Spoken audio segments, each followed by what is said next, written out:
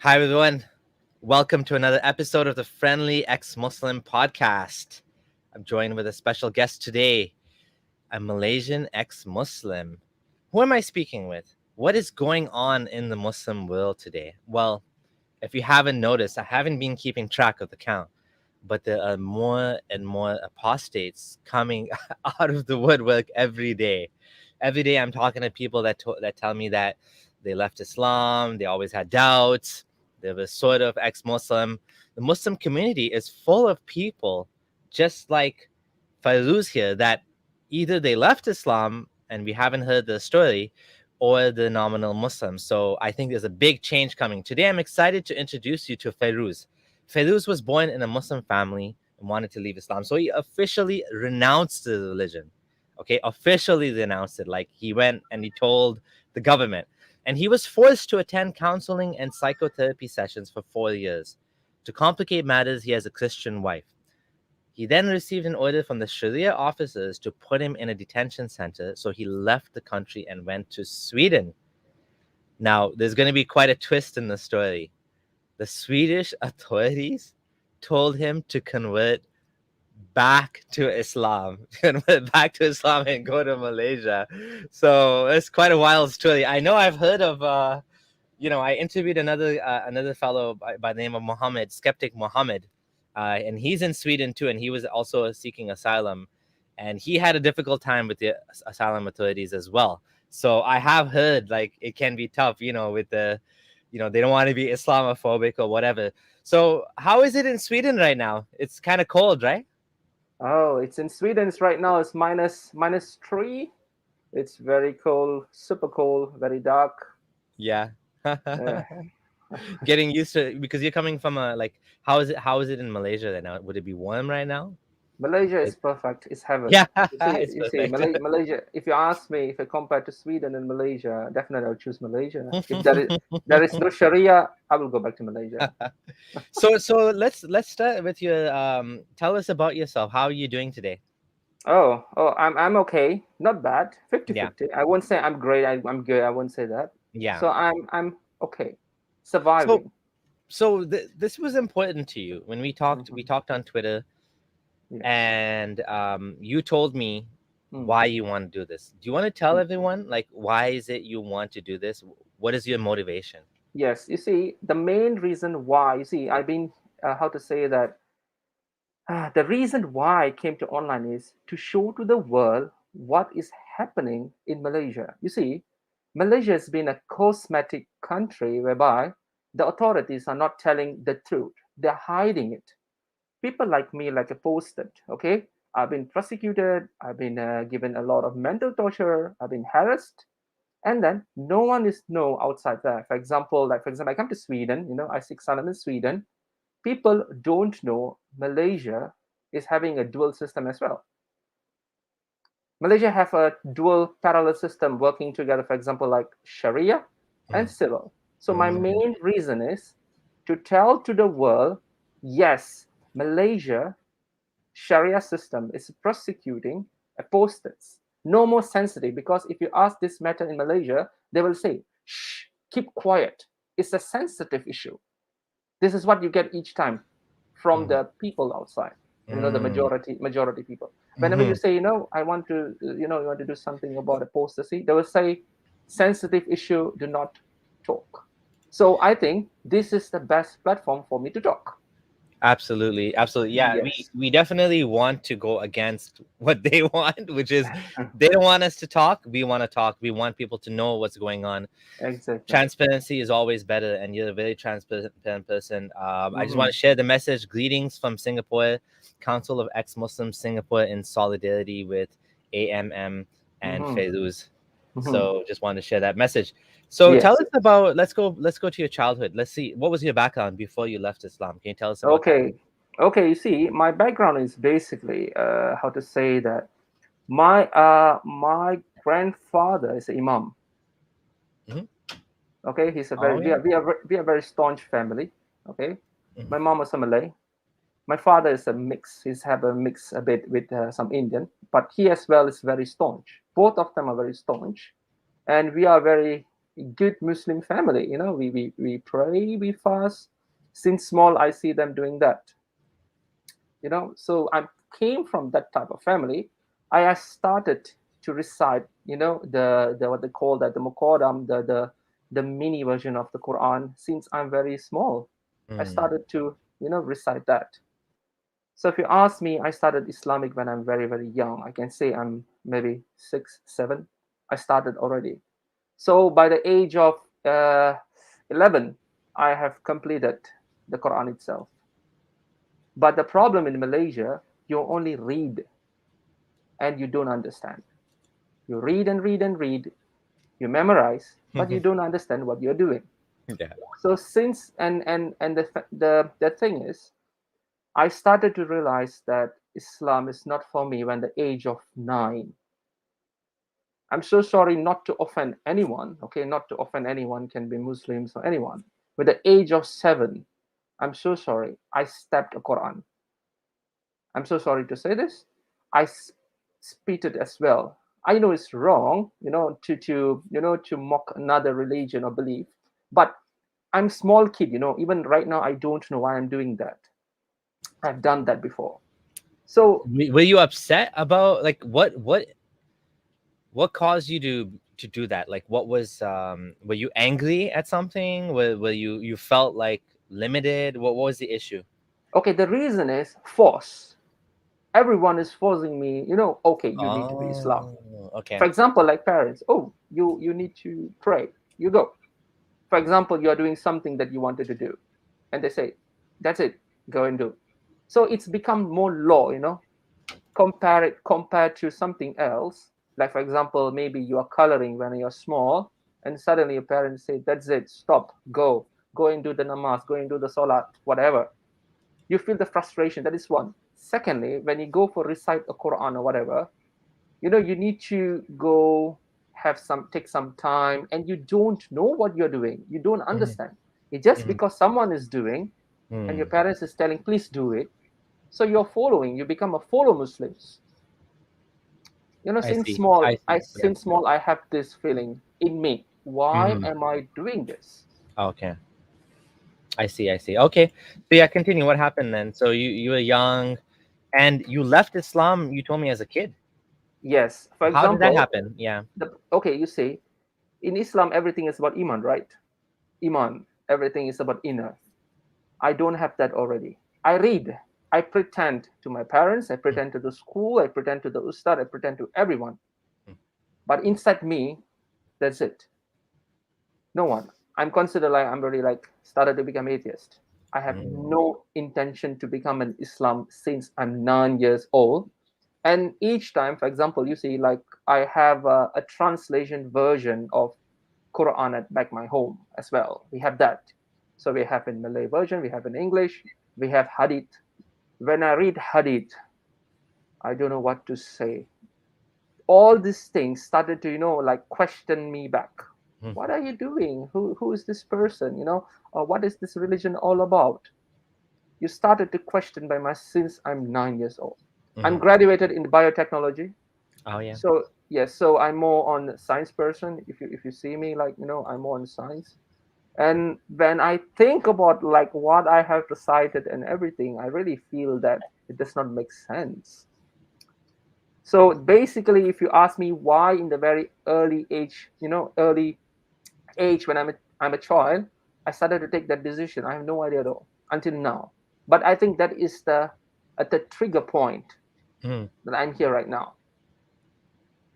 Wow. So you were into science and you were seeing the hadith. So I guess most Muslims don't read hadith, right? How were you No, exposed to hadith? Did you read on your own? Was someone teaching you in the mosque or something? Where did that clash happen? you see, I told you like my grandfather was imam. Oh So yes, he yes. yes, so he have a collection of books of Sunnah, Hadith, and Quran. And you have others books as well, like apologetic books and some other things. But the Hadith was something that is looks very interesting. The cover looks very interesting for me that time. And then it's written that it's Hadith. So in Malay they say Hadith.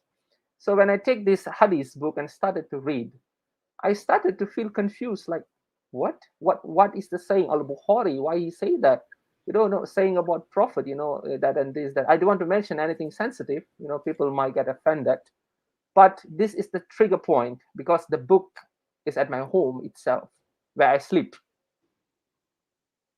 Oh yeah. Oh yeah. So you had access to it in your house because your father was an imam, and sorry, grandfather was an imam, Yes, and so this is when you got into a class. Did you ask anyone about your issues? Did you keep it to definitely. yourself? How Yeah, did they yeah. react?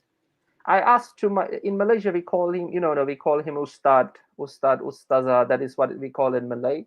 So Yeah. when I asked to my Ustad, I say, Ustad, why it's like this? It's written, and he said, get out of my class, stand outside. Oh wow. This is the reaction I get. Normally, when he looked at me, he said, this guy Fairuz is a troublemaker Yeah. in school. When it comes to, for example, we call that class agama, that is the religious teaching in Islam. When this guy comes in, he will throw a lot of questions. So what I will do, I will say, don't question me, sit behind. So this is how people started to um, think that I'm going out of the topic. For example, I read this hadith, teacher. It stated that Muhammad have two wives, example, or three wives. They are on the same bed. So what are they doing? It's because everything is written there very precisely. And the teacher will say, okay, that's it, stop it, you go and sit behind, I don't want to talk anything to you. So this is how I got this reaction. But the funniest part, in all of my examination, I got credit and more Yeah. in Islam. So So you did well. I did very, very well. I did Yeah. very well until the college. I went to college and university. I can say when it comes to the religious class, I'm the toppest.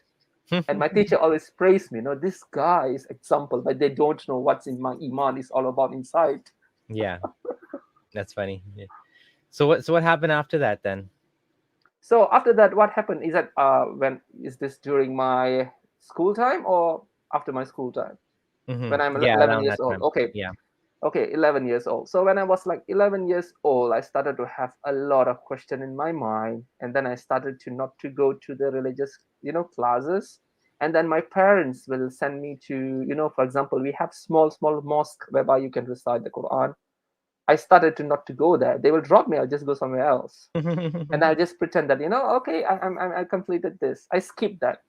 But we call that, what is in Malay we say hatam, I have completed the Quran itself. Oh yeah. Yeah, And then you said it, right? yes, I finished it Quran, and then with officially I finished the Quran, and then they said, and my mother wants me to become an imam.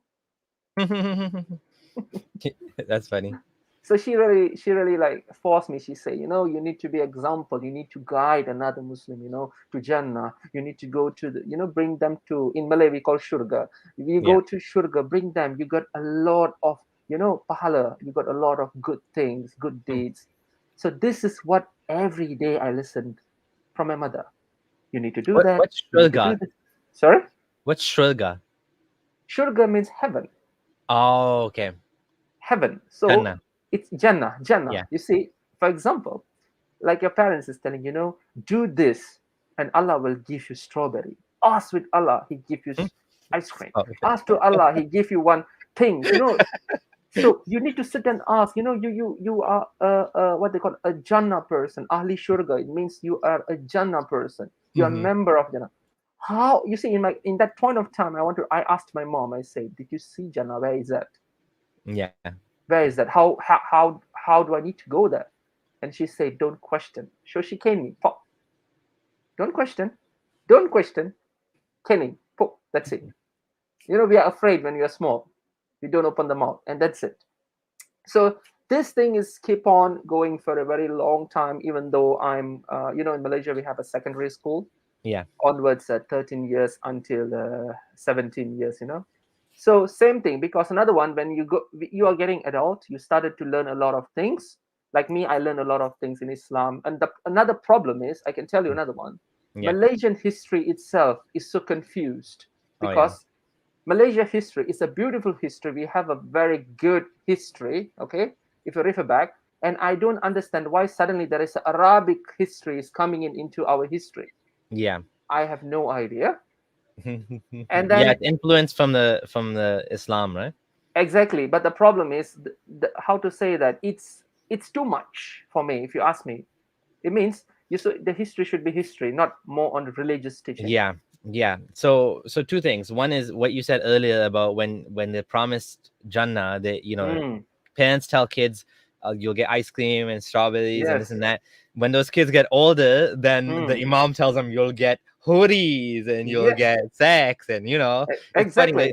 It's just like kids growing up, and the religion is actually for basically infantile men, basically, Exactly. right? E- It's promising physical lusciousness, is promising wine, and is promising carpets, and mhm, like rivers that you could flow under, and couches of gold, and houses mhm, of silver and gold.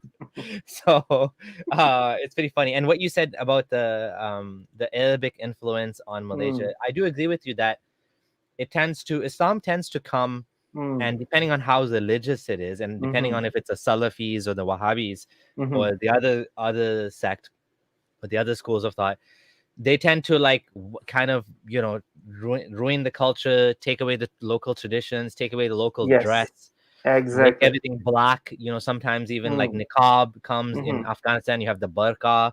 mhm, In Iran, mhm, Iran used to be liberal. They used to have skirts, and they used to have mm, all the things. And then the Islamic Republic came, and it became all hijabs, officially government mhm. mandated. Now they're fighting for the rights to take off the hijab, right? Mm. I So tell you, when I think of yes. Malaysia, I don't think Mhm. of like Iran, but is it like that in all of Malaysia? Some of Malaysia, parts of it? Like how is it? How is this like thing happening in Malaysia? And You go ahead. see, Sorry. you see, if you take back the history, I don't know how many people know that. I'm a part of research as well. I research a lot of things, including Hmm. history. Yeah. Malaysia itself, the initial government is from Vijaya Atungan Varman. He is the one who initiated everything. This is in the few years back, year of 80 or BC something. So they were Hindu. The Malays was Hindu, and Hmm. then they became Buddhist, Hmm. and then there is a Islamization from Arabs, from the trades, Yeah. and then most of them converted. The Yeah. Sultan, we have Sultan. We have 14 states in Malaysia, Hmm. except for Sabah Sarawak. We have a very another beautiful land, another site, Hmm. and we don't have kings there, but we have kings in the main peninsula. We have what they call that Sultan, each states. So this each state started to adapt Islamic religion in their lives. So if you see the history, they will say that Paramiswara have converted. Okay, the Paramiswara have converted. So from that, the history started become a Muslim. So I before see. that, yes, Yeah. before that, the It's always history political, isn't it? exactly. Before that, it was a Hindu Buddhist government was ruling Malaysia. If you check the history from Kataha is Kedah. It's a state they call Kataha in Hmm. Sanskrit. In the northern part, that is the initial of Malaysian government. They call that Kerajaan Lama. Kedah. It means it's a very old government. That Okay. was a Hindu Buddhist, and then comes to Malacca, another state, and then it became Muslimization and started to Hmm. people started to accept and Yeah. integrate. Islamization. Yes, Islamization, and Yeah. then the kings and the sultans become Islam, and then the Muslim. culture, the beautiful culture started to reduced. The culture started to fade away, and then we was being invaded by the Cholas. The Chola kingdom from South Indian, so they Hmm. invaded Yeah. us, and then the Sri Vijay kingdom was collapsed, and then after that we have no way out, and then the Islamization taken advantage that time. They came because that's normal, right? Because when we know people, we started to convert a new adaptation, new religion. That's how it happened right now. But Malaysia was a very beautiful country, I think, until 1970s. We have a very beautiful people. We have a multicultural people living together under one roof. We have Chinese, we have Indians, we have Malays, we have Sarawakian, we have Sabah, we have Punjabis, we have multiracial races, beautiful people, beautiful culture. Look right now where it's going. Islamization. And I think the reason for that is, maybe you can disagree or agree. Tell me. I feel Mm, like Hinduism and Buddhism can be more tolerant. Let's put it like that. I don't want to say it is more tolerant, but it can mhm, be more tolerant, mhm, can be more pluralistic, can be more forgiving and more accepting of different things. Would you agree with that? Whereas Islam is, it can be way more rigid. Don't allow, women to show their beauty. mhm, Some many schools of thought consider music to be haram. Art, mm, you cannot have any statues, has to mm, be like abstract. So there's a lot more restrictions on Islam, which is mhm, why when it comes into society, mhm. it becomes this filter and it cuts out a lot of stuff from the natural culture, right? Exactly. You see, back in Malaysia, if you ask me, in Malaysia itself, they want numbers. This is the main problem. The government itself is the Islamic government. It is so-called democratic, but the population is at least 70% is majority Sunni Muslims. If you are Shia, that's it. You have been caught. In Malaysia, if you're Shia Muslim, you'll be caught. But the problem is, I don't understand. The investors as well is from Iran.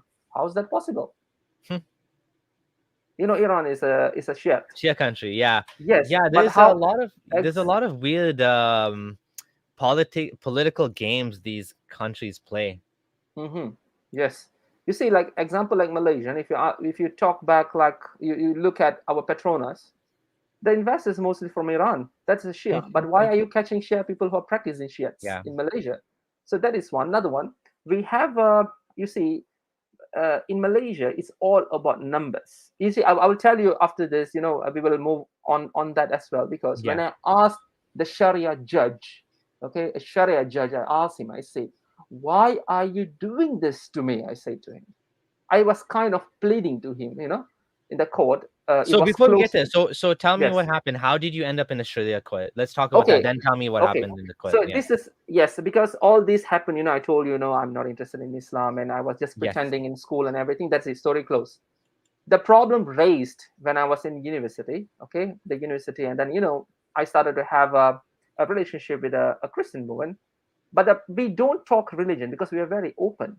Yeah. I don't share her religion. I don't share my belief to her. We are Mm. just in relationship. That's it. We talk about places. We talk about books, educational. That's it. Beautiful. Yeah. That's the Because best. you know, exactly, politics and religion can actually ruin relationships. exactly. So many people, even in my college time, like my how to say my professors, and they always see me and they will ask me that, "Are you really sure you're going to do this?" They say, you're in a relationship with a Christian woman and everything. For them, like, okay, this woman is going to convert in. It's very common in Malaysia. If a person is coupling or together with a Yeah. Muslim person, can be woman or guy, they'll automatically assume, okay, the person is going to convert Yeah. To to Islam, eh? Islam. Yeah. Yes, this is a law in Malaysia, that you cannot renounce Islam, but you can just take 3 minutes. Like my friend, he converted within 5 minutes, okay, and he got cash money and he got free marriage. He got a government job and everything, and his life is settled. Me, I'm struggling since I'm 18. Right now, I'm 34. I'm struggling until right now to renounce my religion. Imagine Yeah. that. That's why we have to talk about it. This is why we need to raise awareness, because it shouldn't be that way. It shouldn't Mm, like, whether or not you follow a religion should be as meaningless as the color of your hair, right? yes, Or exactly. as meaningless as the color of your skin, which shouldn't be relevant. It shouldn't be, right? Nowadays it is, but it Hmm. shouldn't be. It should be merit based, right? We treat people, we give them jobs because they can do the job, because Exactly. we want people that can do good. If you're having a surgery, you want that doctor to know how to do the surgery. You don't want him to be specifically a certain color. Oh, we hired him because he's in this ethnic minority. Okay, but he needs to be qualified, or she needs to be qualified. That's the most Yes. important thing, right? And whether, and over here we have a lot of this politics with identity politics. Over there you have Mm-hmm. this religious identity politics, Mm-hmm. which is just as bad, right? And so actually it's much worse because over there it's straight up discrimination. Over here, Mm-hmm. at least, is trying to address discrimination by doing this, even though they're like basically doing reverse discrimination. Mm-hmm. But yeah, it's basically it's religious faith based bigotry against non-Muslims and Mm-hmm. ex-Muslims in particular. Mm-hmm. Like in Malaysia, you see, as I mentioned to you, the main reason that the reason why I went to the Sharia court to file in my petition to get out of the religion is, you see, we are just a normal human. We have rights to live.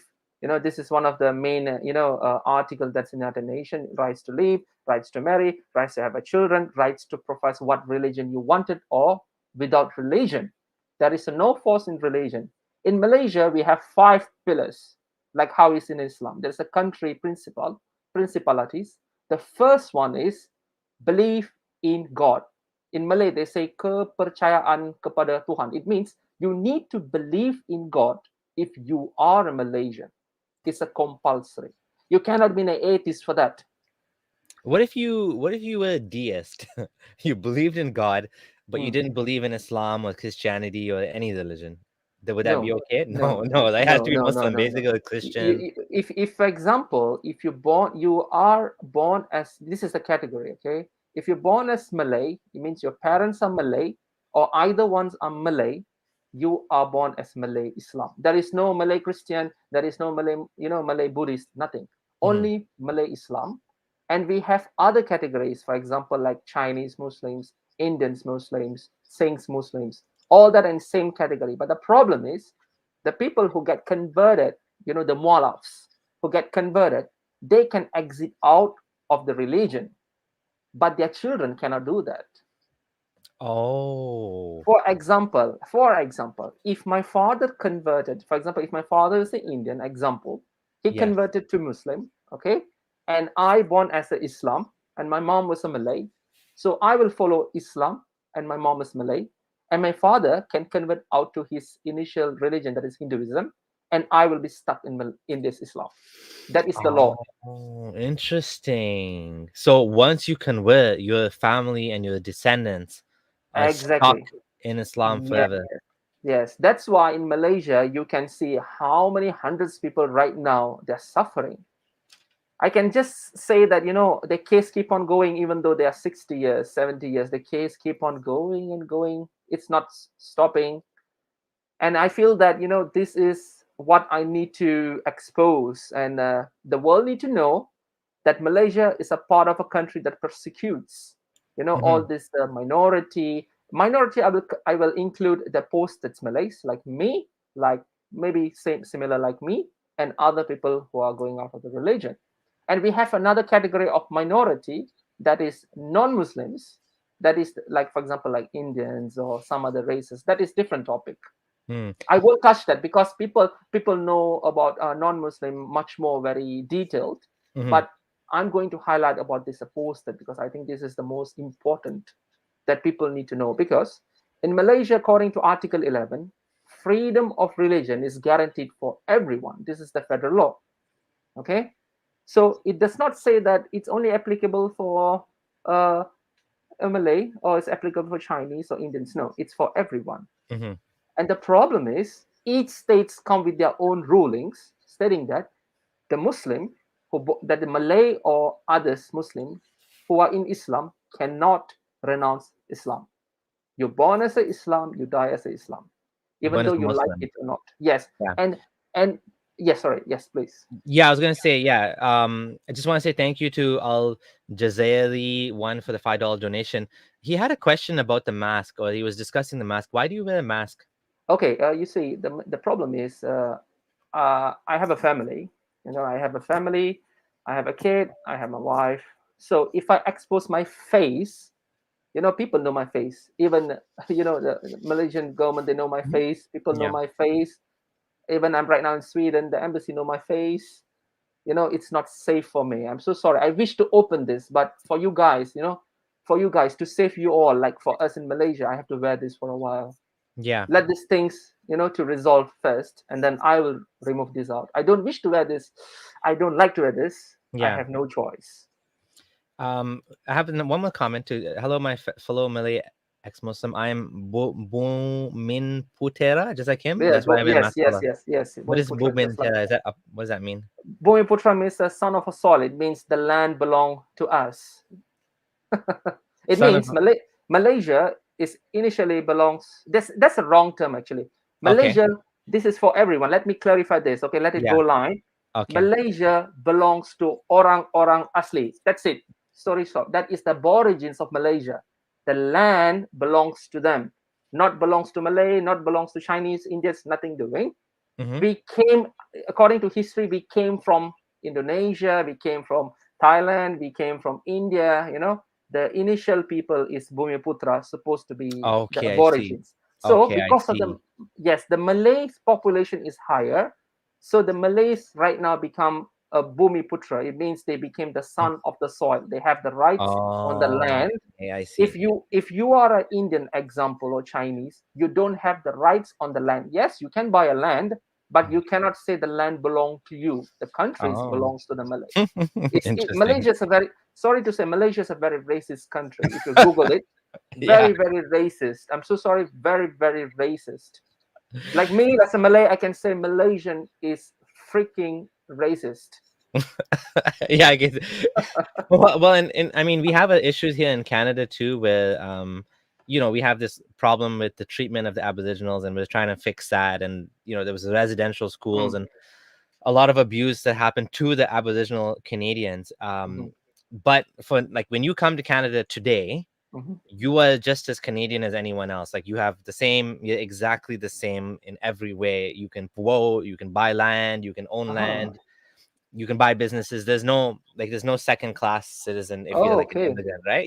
If you become a citizen, you're a Mm. citizen. That's it, right? Okay. In Malaysia, Yeah. no, it does not work that way. In Malaysia, Oh. yes, no, we are, how to say that, the Malay are always the first class citizens. The Mm-hmm. others, the others is the Chinese, Indians, Yep. and others, they became the second class citizens. So it means we will pay lesser. For example, we want to take a bank loan, we have more discount. We want to buy a house, we get more discount. We get easily to go to university. We get easily to go get a government job. Do We you get pay different taxes than No, we them, or don't have we don't have that. No, there's it no only taxes? only that thing they never implemented. Oh, okay. Only that matter, the Interesting. taxes are not being implemented. Other than that, they're doing it in other things. For example, Okay. like if you are son of soil, like he has like Bumiputra. If you are a Yeah. Bumiputra, you get like, for example, like 6% of discount from your initial home loan. Whereas if you are a Chinese, you have to pay 6%, a normal actual rate. And these things really, if you ask me, this is a very pure discrimination Mm. as a citizen of Malaysia. You see, when it comes to Sweden, you see, people are treating me like Swede right now. Yeah, This when I speak in Swedish a little bit, and Swedish people are very beautiful people. They're very nice people. They say, yeah, "Oh, yeah, yeah," they'll say this. "Oh, du kan svensk. You can speak Swedish. Do welcome till Sverige." They say, yeah, "Welcome to Sweden." yeah, And this is how it's very nice to listen. They treat us equally. But when come to Malaysia, yeah. they will say, I'm so sorry, like Malay, we will say, the Indians, they say, you are drunk, and the Chinese, they say, you're pig. Mhm. Wow. I'm being very transparent. Okay, this is Yeah, what yeah, yeah, yeah. we are I going understand. I through. mean, Sweden. The reason I'm smiling is one of the most like egalitarian countries in the world. Like it's like way out there in terms of like the Mm, rights towards people, and mm, even like when you have a baby, they like mm. you have so many benefits over there that you Yes, probably yes, even yes, Canadian benefits are less than Swedish benefits. yes, yes. So that's disappointing. I mean, about the racism and stuff, but that's definitely something that over time hopefully will get less and less. There's a question for Mm. you, a super chat. Thank you, Stop Scamming Man, for your £10 donation. When Maratha said it would be just to murder millions of French in revenge for colonialism, though Muslims are too nice to do it, I didn't hear an outcry by Malaysians. Did you see any reaction? Do you know what he's talking about? Do you know this incident? No, no, I have no idea regarding this guy. Okay, But okay, I know, yeah. So no. go ahead. Do you want to say something? Yes, because Mahathir is our prime. He became prime minister twice, and yes, he blundered a lot of things, being very, very practical. He is the father of racist. I'm so sorry to say this. Yeah. Mahathir Mohamad, you are racist. Hmm. I'm not scared, I'm saying right now, the people of Malaysia, I'm right now a citizen of Malaysia, I'm telling you are the father of racists. You have created that. Our former prime ministers are not like that. Yeah. We have Tunku Abdul Razak is a beautiful gem of person. We have Tun Razak, beautiful gem of person. We have Hussein On, beautiful gem of person. Even we have formally, we have, like short prime ministers like Patla and everything. But this guy is the father of discrimination. He I started see. everything. Interesting. So, one more last comment, and we'll get back to your story.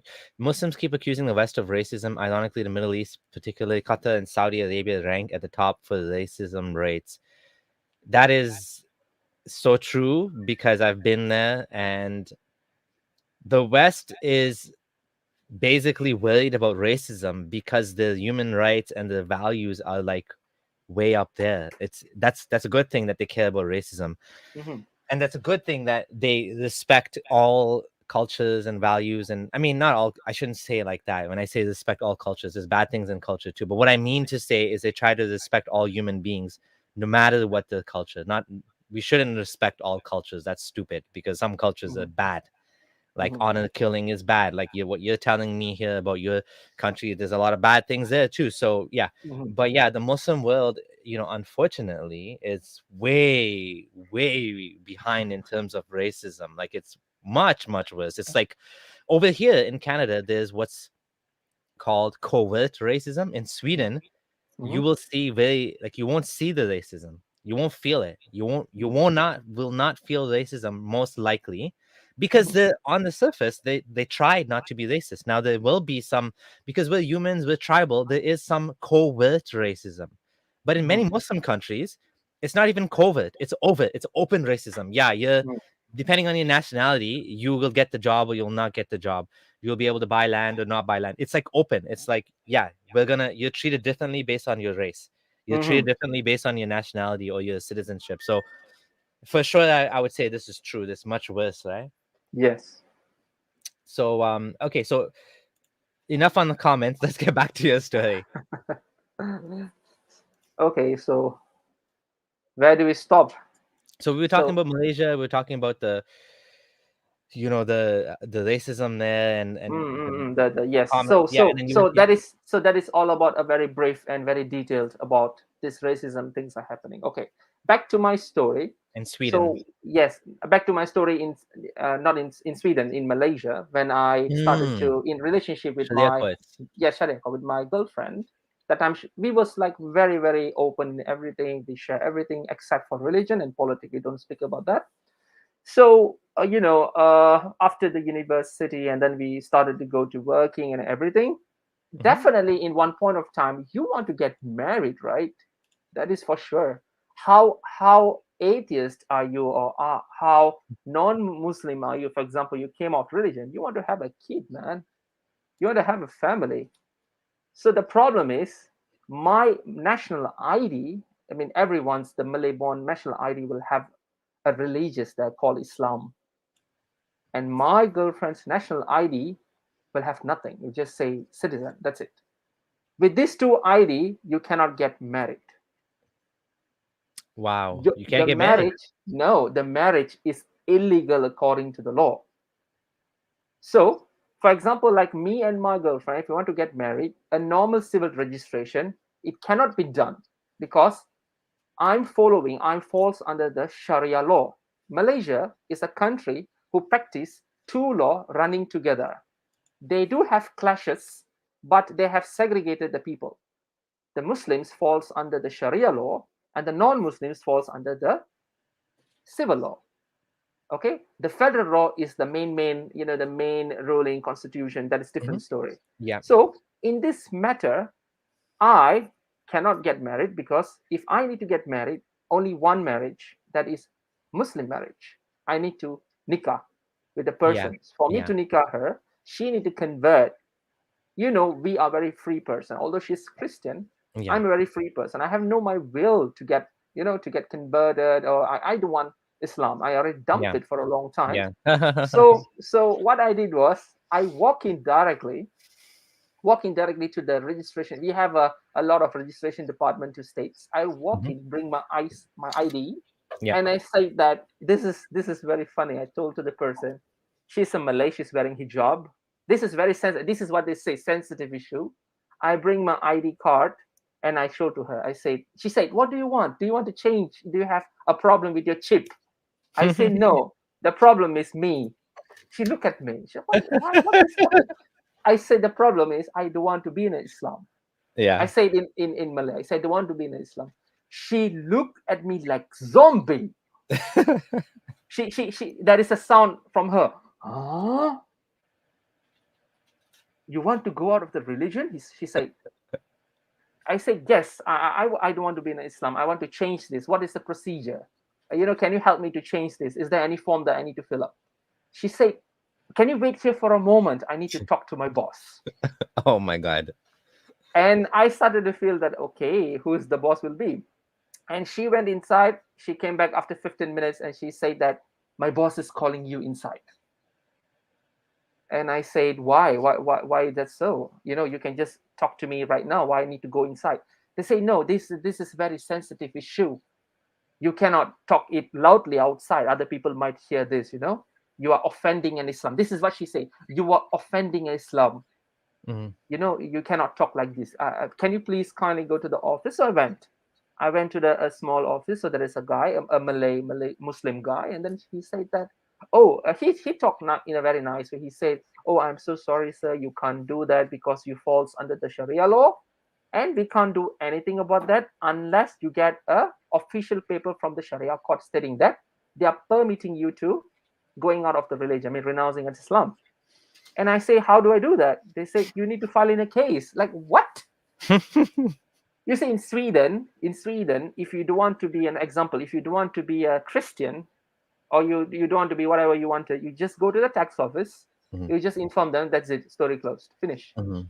The same day, you're Yeah. done. And then and another one, Sweden does not endorse religion, as in a politic mainstreams. Yeah. So you can change the religion every day. Today I Yeah. become Muslim, tomorrow I become Hindu, I become Buddhist, I become Yeah. anything, I become atheist. Yeah. So in Malaysia, it does not work that way, Mm. because you need to ask an approval from the Sharia court, that you are going out of the religion. Okay, so what I did was I asked with that person. I said, okay, can I get the address, please? And he said, you need to go to a state. I was living I worked in Kuala Lumpur, but I'm living in Selangor.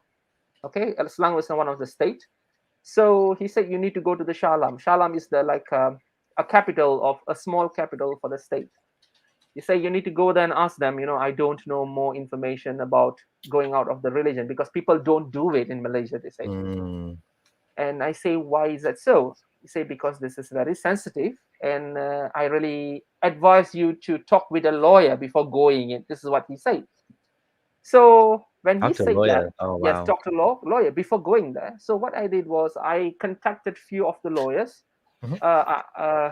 For example, my personal lawyer was, her name is Herlina. Herlina, she was from Kajang, another state, and then I get some help from her as well. And then I asked with some non-Muslims lawyers, and they, what they said. This is in 2009. They said this: Fairuz, get out of this country, migrate to Australia if you can. This is what they say to me. Yeah. Before I initiate anything, they say, migrate to Australia, get your life, don't waste your time. Mm. And that time I was young. I was 20. I was 22, and I was like, I just want to do it, man. I want to get out of this religion. I want to be an atheist, man. I Yeah. don't care about anything. I just want to be who am I. I can tell to Okay. people. I can tell people I don't believe I have done Islam. I have a family or whatever. So this is what I wanted to do. This is who am I. I want to be transparent. I want to become a dual person. In Malaysia, you become a dual person. Yeah. Outside, you become an Islam. Suddenly, you become Islam because you're afraid. You can't say I'm an atheist. You cannot say I'm a Christian or whatever. Yeah. Because when you say that, people look at you again like zombie. They ask a lot of questions. And the problem, we have an app in Malaysia, a religious app. If someone question you, or if Mhm. someone they notice that you are doing out of something that is unlawful in Sharia law, they can just complain to the authorities. They can come and catch you, man. Mm. So we are always afraid. I'm afraid of the thing. So this lawyer said, I'm so sorry, I can't do anything. migrate, and they never say anything about asylum. I don't know anything about asylum. Oh, okay. Mm-hmm. I only know asylum when I'm in Sweden, Yeah. I don't know anything about this. So I went to one lawyer, my first lawyer, Mm-hmm. and then my first lawyer said that, this is a very crucial and difficult situation. And because you're born as a Malay Muslim, you cannot go out of the, you cannot go out of the religion. This is like a stamp in your body. And I said, I really need this to be done. I said, you charge me how much you wanted. And she really charged me how much she wanted. And she said, okay, I will help you, but we need to twist the story a bit. I say, how Okay. are you going to twist the story? She said, you have recited Quran, you have been with your grandfather was an imam and everything. If you say this to the Sharia court, they will say no. They will straight away send you to the rehabilitation center to give you counseling. And I say, what is the way? She asked me, is there anyone in your blood, for example, like can be your grandfather, grandmother, some other, like they are not a Muslim, like my father's side, like 2, 3 generations before they was Hindu. So I used that point. I want to become a Hindu because she said you cannot become an atheist. In Malaysia, you need to have a religion if you want to revert back. So It's so from funny. Yeah. it's from Islam to Hindu, Mm-hmm. Hindu to atheist. But the problem is the Malaysian concept is one thing. Before you recite any religion, you need to renounce first. That is the law. You need to renounce as a Islam first, and Oh, then you can as a accept Muslim. any. Yeah. Yes, but this is only for mualaf cases, not for born Islam like me, like Malay or Muslim. No. So the lawyer said, okay, we will do paperwork. I will get the papers for you. And then she said, because the initial paper you need to bring and inform the lawyer. I was scared to death. For the first time ever, I scared to death because the lawyer says, just keep in mind, if they arrest you, you cooperate with them. This is what she said. If they arrest you, cooperate with them. Don't question anything. Follow whatever they say. This is what my lawyer told me. And I said, okay, fine, I will do it. I know the consequence is going to be bad, but I will try first. Let me try. We don't know, because we are fighting for justice. I mistaken that I thought that people like us will get justice in Malaysia. If I know this, I won't do this. I won't initiate this.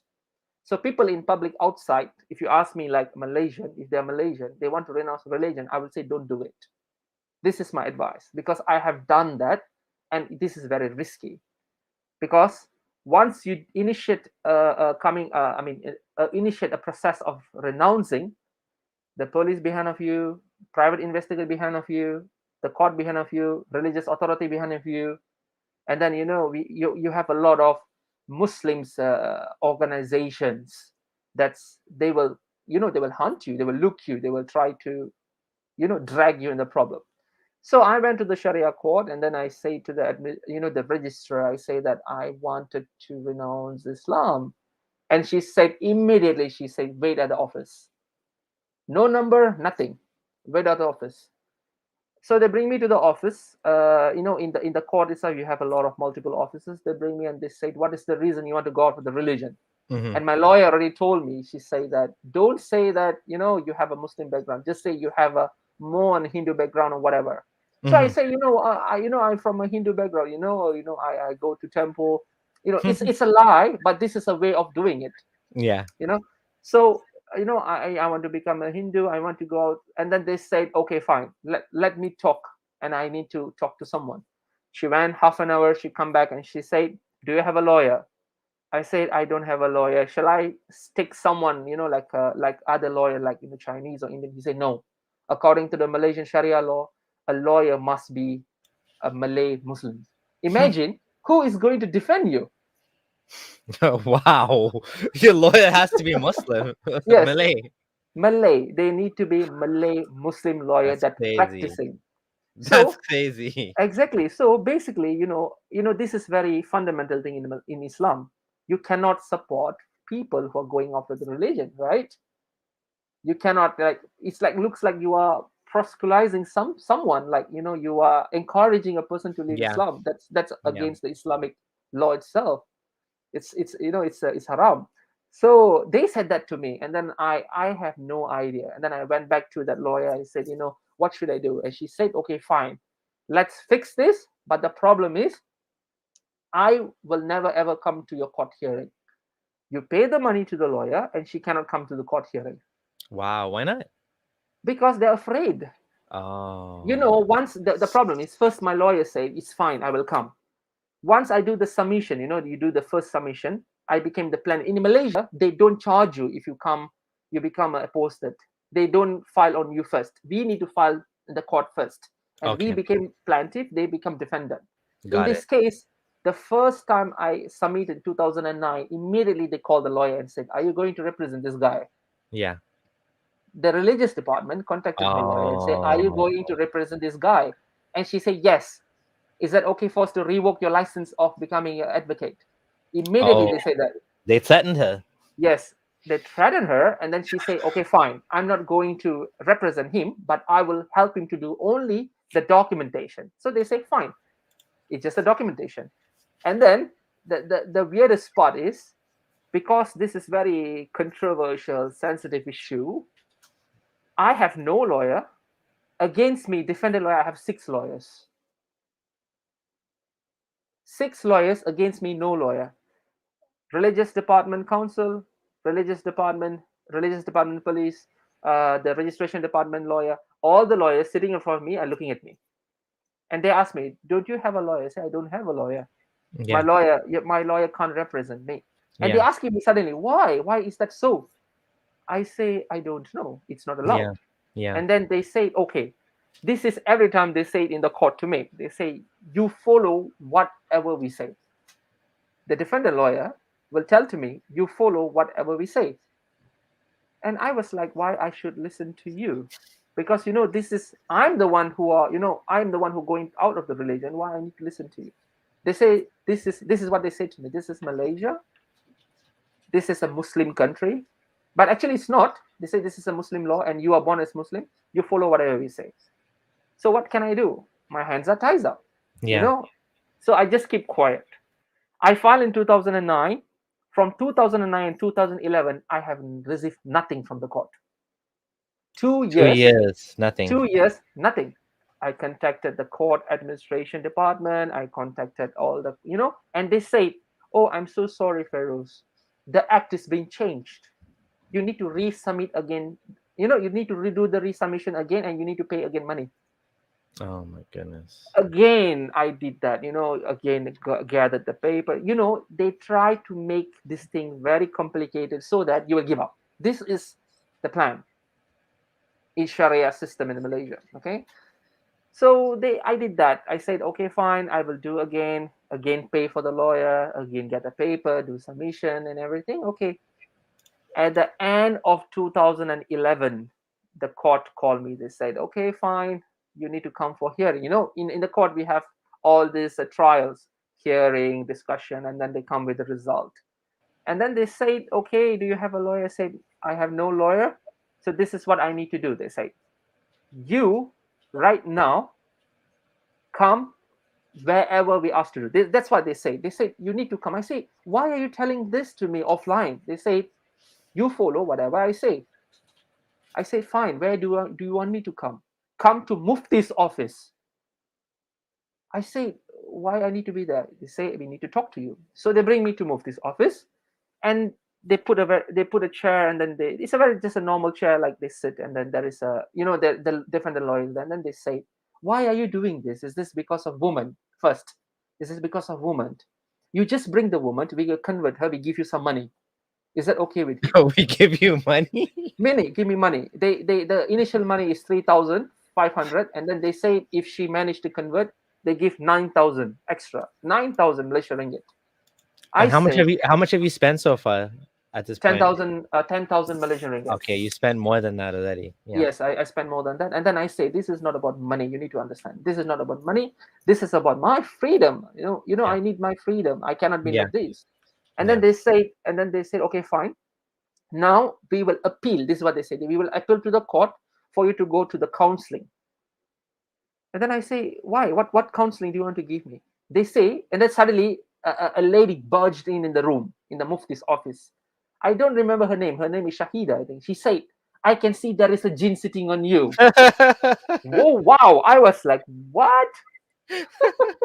Like, She can what? see jinns. She has special Yeah, powers to see jinns. yeah. She's like a psychic, man. It's like she said, She's like she's a like, yeah, psychic. she's like, I saw the jinn is sitting and laughing. I was like, what are you talking about? Like, we are talking something else, and you Yeah. burst in and you say there is a jinn, and then they say we need, in the Malay term we call that a perubatan Islam. It means it's a Islamic medicational treatment that they use all these ustads to recite some things Oh, to take out. Ruqya. Yes. Yes. They do Yeah. all these funny kind of things. I don't know how it works, how effective it will be. And she said this to me. She said, I can see this jinn wants to confuse you from your Islamic faith. So we have a special treatment that we need to go. So you need to follow me to another place. Oh, wow. They are doing roadshow with me. Seriously, they're doing like a roadshow to me. And then I said, you see, I can't do this. I have work to do. I need to go to my office. I got things to do. If you want to do all this, we fix another appointment. And she said this to me: the more you give the time to the jinn replicates. According to Like our body, bacteria. yes, the bacteria, replicates. So this jinn replicates. And she said, you need to come quickly to this place. And I said, fine, let's make it next week, I said. And she said, you need to come next week. This is all offline, okay? And then I never make it next week. I never went. Because this is not something from the court itself, the court does not say that I need to do this. This is a So Mufti's office. this is Mufti's office. And So then Mufti's office is full of jinns, apparently. I think so, man. Just saying. I think so. Just The saying. living jinns.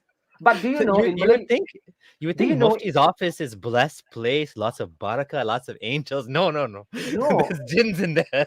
seriously, I've been there. You see, I've been there. It's just I can't see anything dodgy. I can see people doing rituals sometimes outside.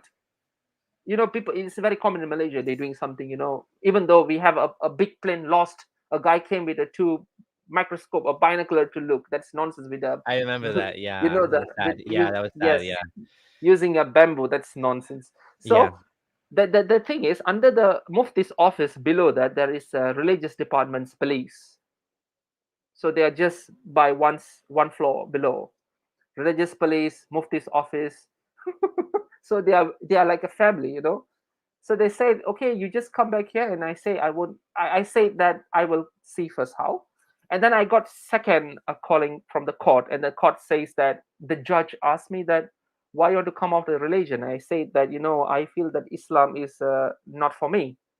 And he said that, okay, fine, Islam is not for you, but again he said you need to follow whatever we say. You need to go for counseling first. They call that like repentation.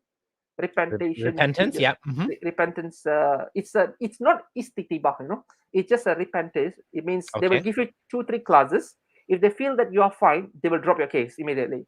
Oh, okay. Well, if you become Muslim again, basically. Exactly. So you Yeah. just say shahada again. Once you have done the shahada, you're Muslim again. So I was being charged for that. First trial for I think for a month.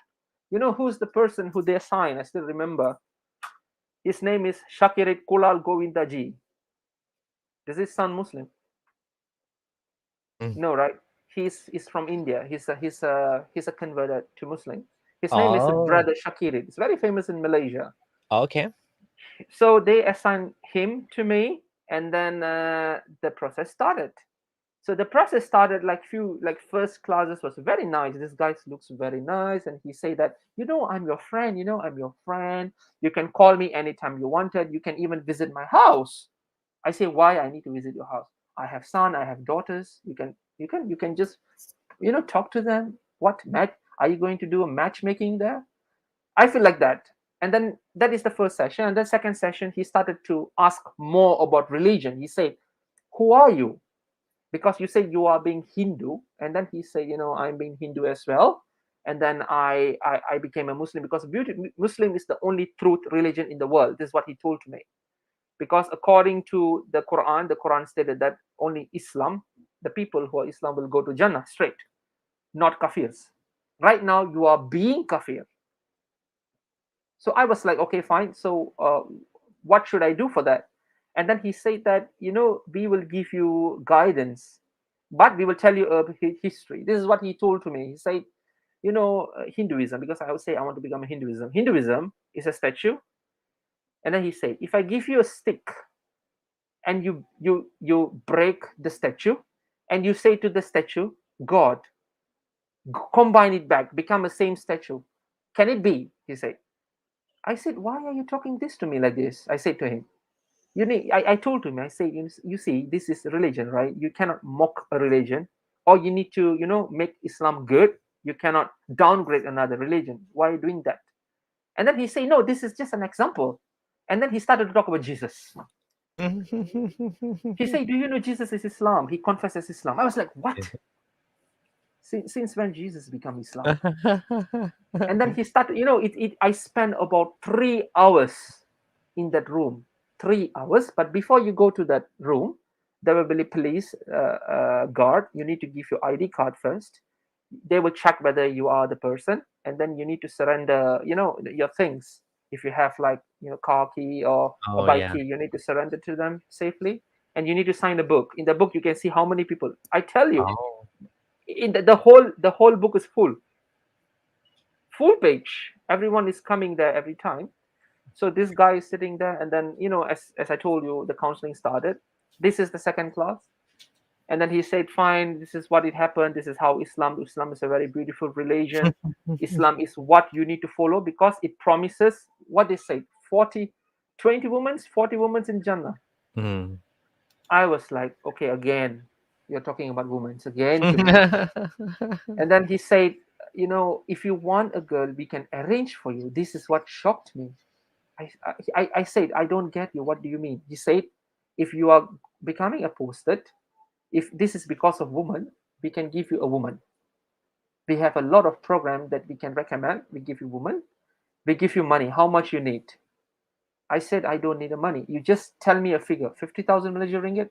I said, no, I'm not going to take any money from you. And then he said, do you need a further education? Like, in government sectors, I can give you if you want. I said, I don't want. You can you see that he's just a normal person, a preacher, who have all this authority, okay, to change a person's life. So it means you accept Islam, I will give you money. So these things will keep on going. Yeah, it's just to point out one thing quickly. Yes. It just goes to show you, like, your certainty here, like how confident you are that you are doing the right thing, that none of these things is convincing you, and you're actually doing this for a noble reason, and all you want is your freedom, right? Like Exactly. Fedid is saying here, all this just to announce Islam legally in Malaysia. Hmm. I wonder if we can encourage more people to leave Islam and start taking the money. Oh. Eventually they'll run out of money. Yes. The problem is how to say in you see, there is a people, I don't know how many people there. They will say that, I have no money. There is a department called, zakat department. Zakat department. Yeah. If, for example, you go and tell to them, I'm in debt, I have no money, I'm broke, I feel that I want to leave religion, they will settle your debt off. Oh yeah. They do that. There is a people do that. Oh yeah. My few friends do that, and Do certainly you have to say? Do you have to say I want to leave Islam, or you just say I have debt and I'll help you? You need to say that. You can't just say I have debt and no, can you help me? You can't say that. You can't No. say, you just say that, I have a debt, can you help me? To say no, get out. You need to say, you need to show to them, I want to, I my faith is being shooken. I don't want to become an Islam. So This is like my experience of calling the phone companies. Listen, I'm gonna leave the company now if you don't give me a better deal. Okay, we'll give you 20% off. Exactly. For how long? For 1 year? No, not good enough. I'm really mad. I'm gonna change companies. Okay, we'll give you 20% off forever. Okay, I'll keep. Exactly. It looks like the customer service, whenever you're not satisfied, you ask for more. So people, I think people are misusing it, as definitely. But the catch is just go and say, I want to come out of religion, but prepared for the consequences as well. Yeah, it could be bad, right? it can be bad. It's not all the person are the same, and your Yeah. luck, your time, and everything. Yeah. So, and then they say that, this guy looks very tough. For the next class, there will be they invite a tahfiz guy. Tahfiz is, Hafiz. Yeah, Hafiz. Yeah. yes, tahfiz. So the strange is, I went again, another week. I went again. So this time it's very very tough. This guy was wearing a T-shirt stating the Association of Zakir Naik. Oh, Peace TV. I think so. So Yeah. so that's very weird. And this guy looks. First he was, he started. He gave me a nice frown look, and then he say, "Okay, you want to go out of Islam?" I say, "Yeah." And then he said this to me. He said, "You bloody filthy pig."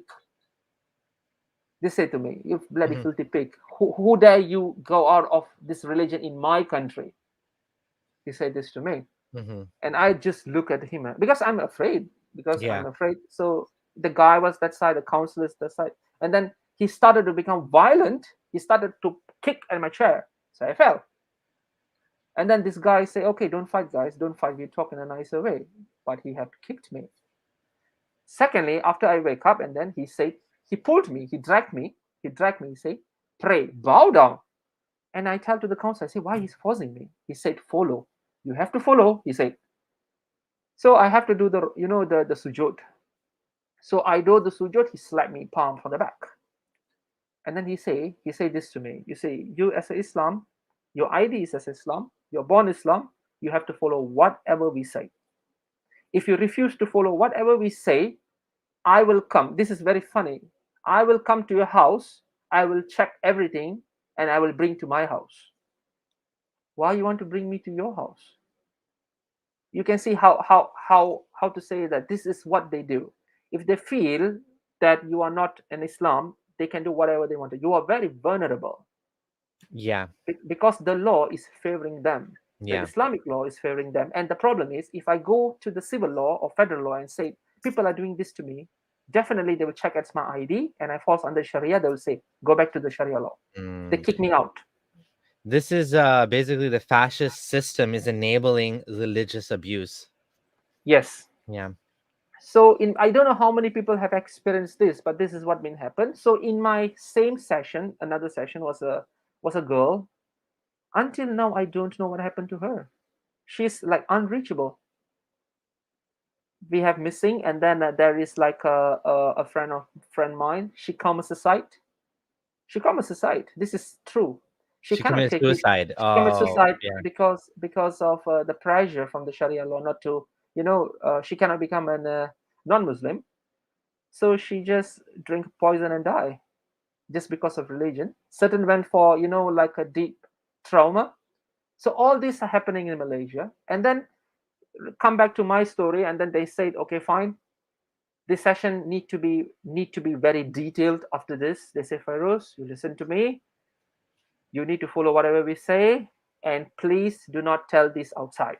So they started off by being nice, offering you money and Yes, women yes, yes. as and then when you didn't agree with that, then basically They use as black, force. yeah, so black is like Black Angel was saying, they put like money and women at the same level, like potato, like Mm, giving you a potato or something, like that's how they're treating women. And then if you didn't accept that, then the next thing is abuse, violence, yes, yes, intimidation, and this is like basically state mm, sanctioned violence. The yes. State government is section, allowing exactly. you, yeah. And And another, then yeah, go sorry, ahead, yeah. go ahead, sorry, go ahead, yeah. Another one, because they threatened me, that they say, you see, each state have different type of law for apostate. They can even transfer me to another state that is have a prison sentence for apostate. How many people know that? A Oh, prison different state. sentence. Oh, Yes, what if you state were refer, you in? I was from, for example, I'm from Selangor. Uh-huh. Selangor don't have a prison sentence for apostate, but they can do that, but even a very longer process. But the fastest is to Oh, transfer me to the Pahang, a state of Pahang. So that is the fastest they can put me in the rehabilitation center and transfer me to the jail. oh, they'll just send you off. Yes, and more, it will be more worse if they put me another coast like Terengganu or Kelantan. That will be more hardcore, because that is like majority Muslim. So they can transfer me there to put it in that sentence. So this is what they told me. They said, if you, this is what they told me. The last, when I leaving the room, they say, whatever we did inside, keep it inside. if you say outside, we will bring you to another state.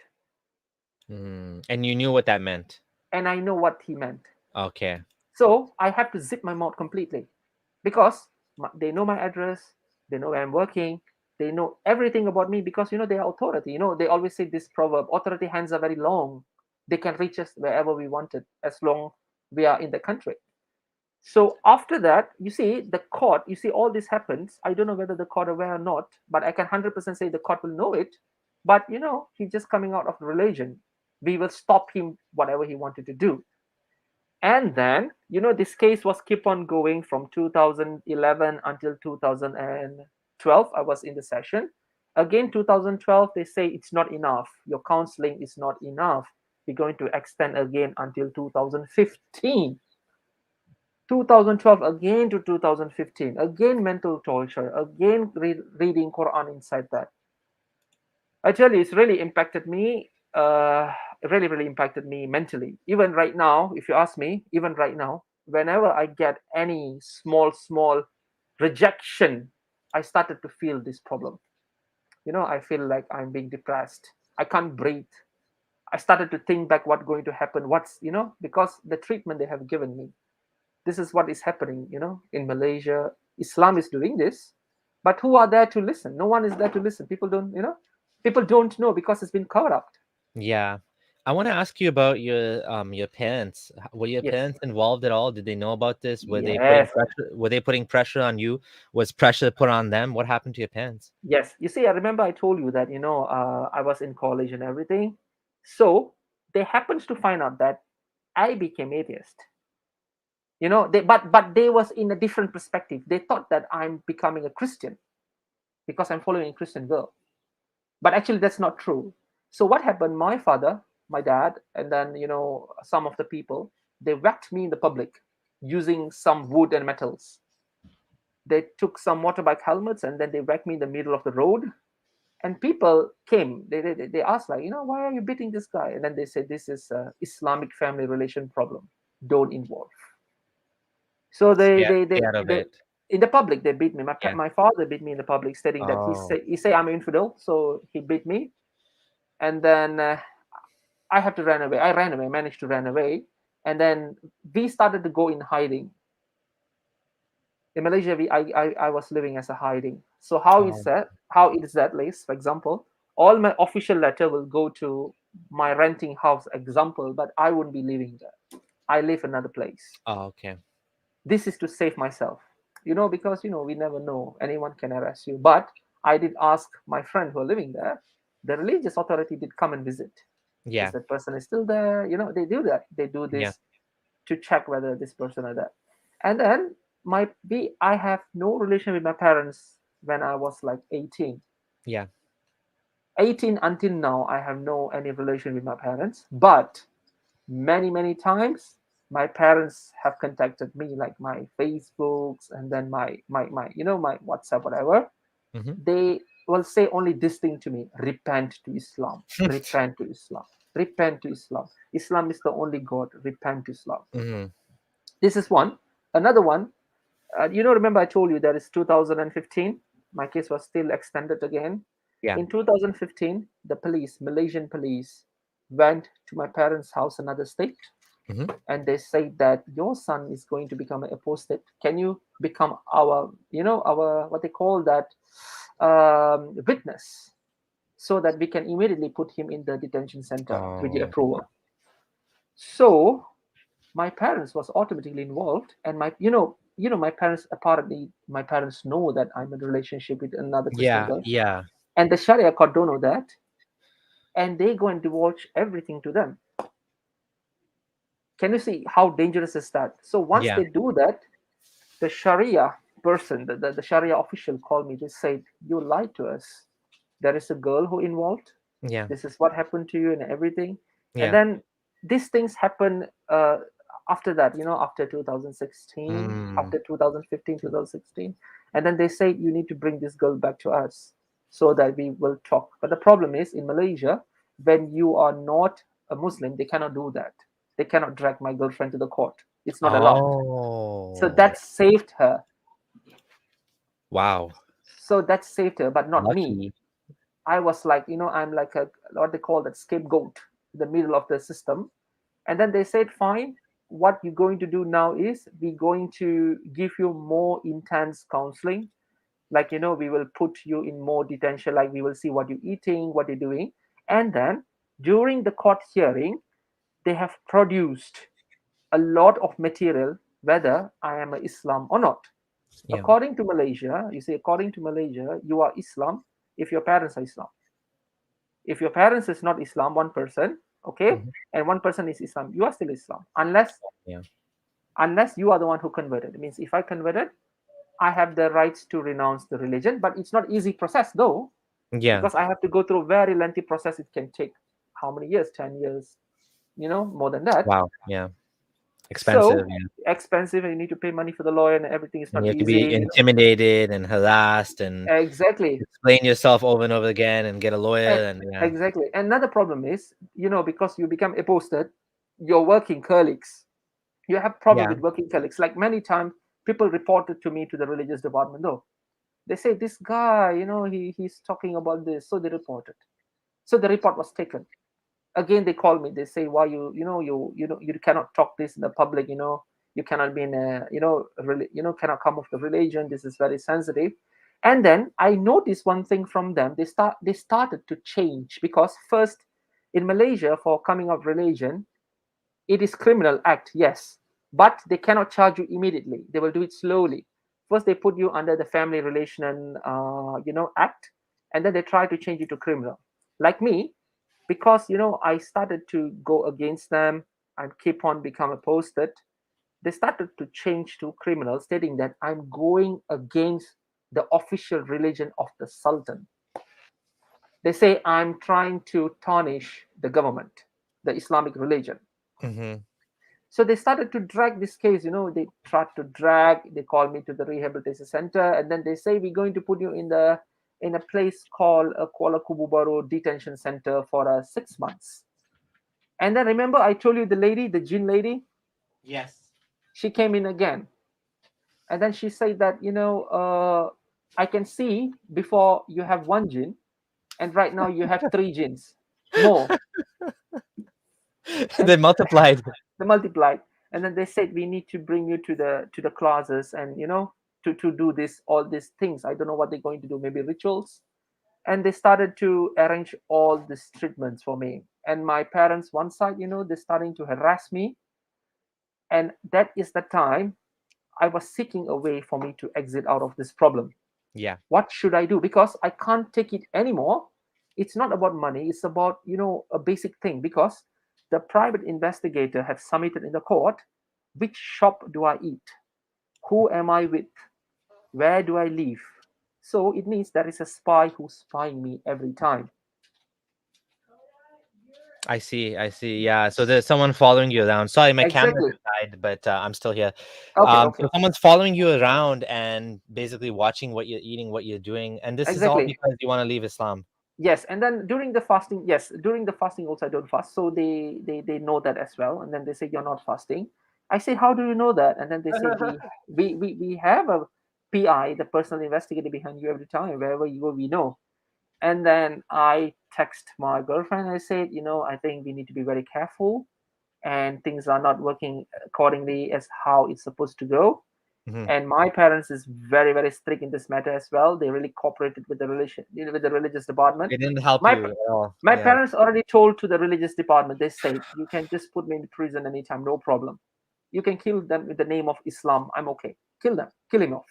Wow. They actually said you can They execute say him. that, yes, they say to the religious, the Police. officer, they Yeah. say you can even execute him in the name of Islam, is fine. Because he's become murtad. That's not good.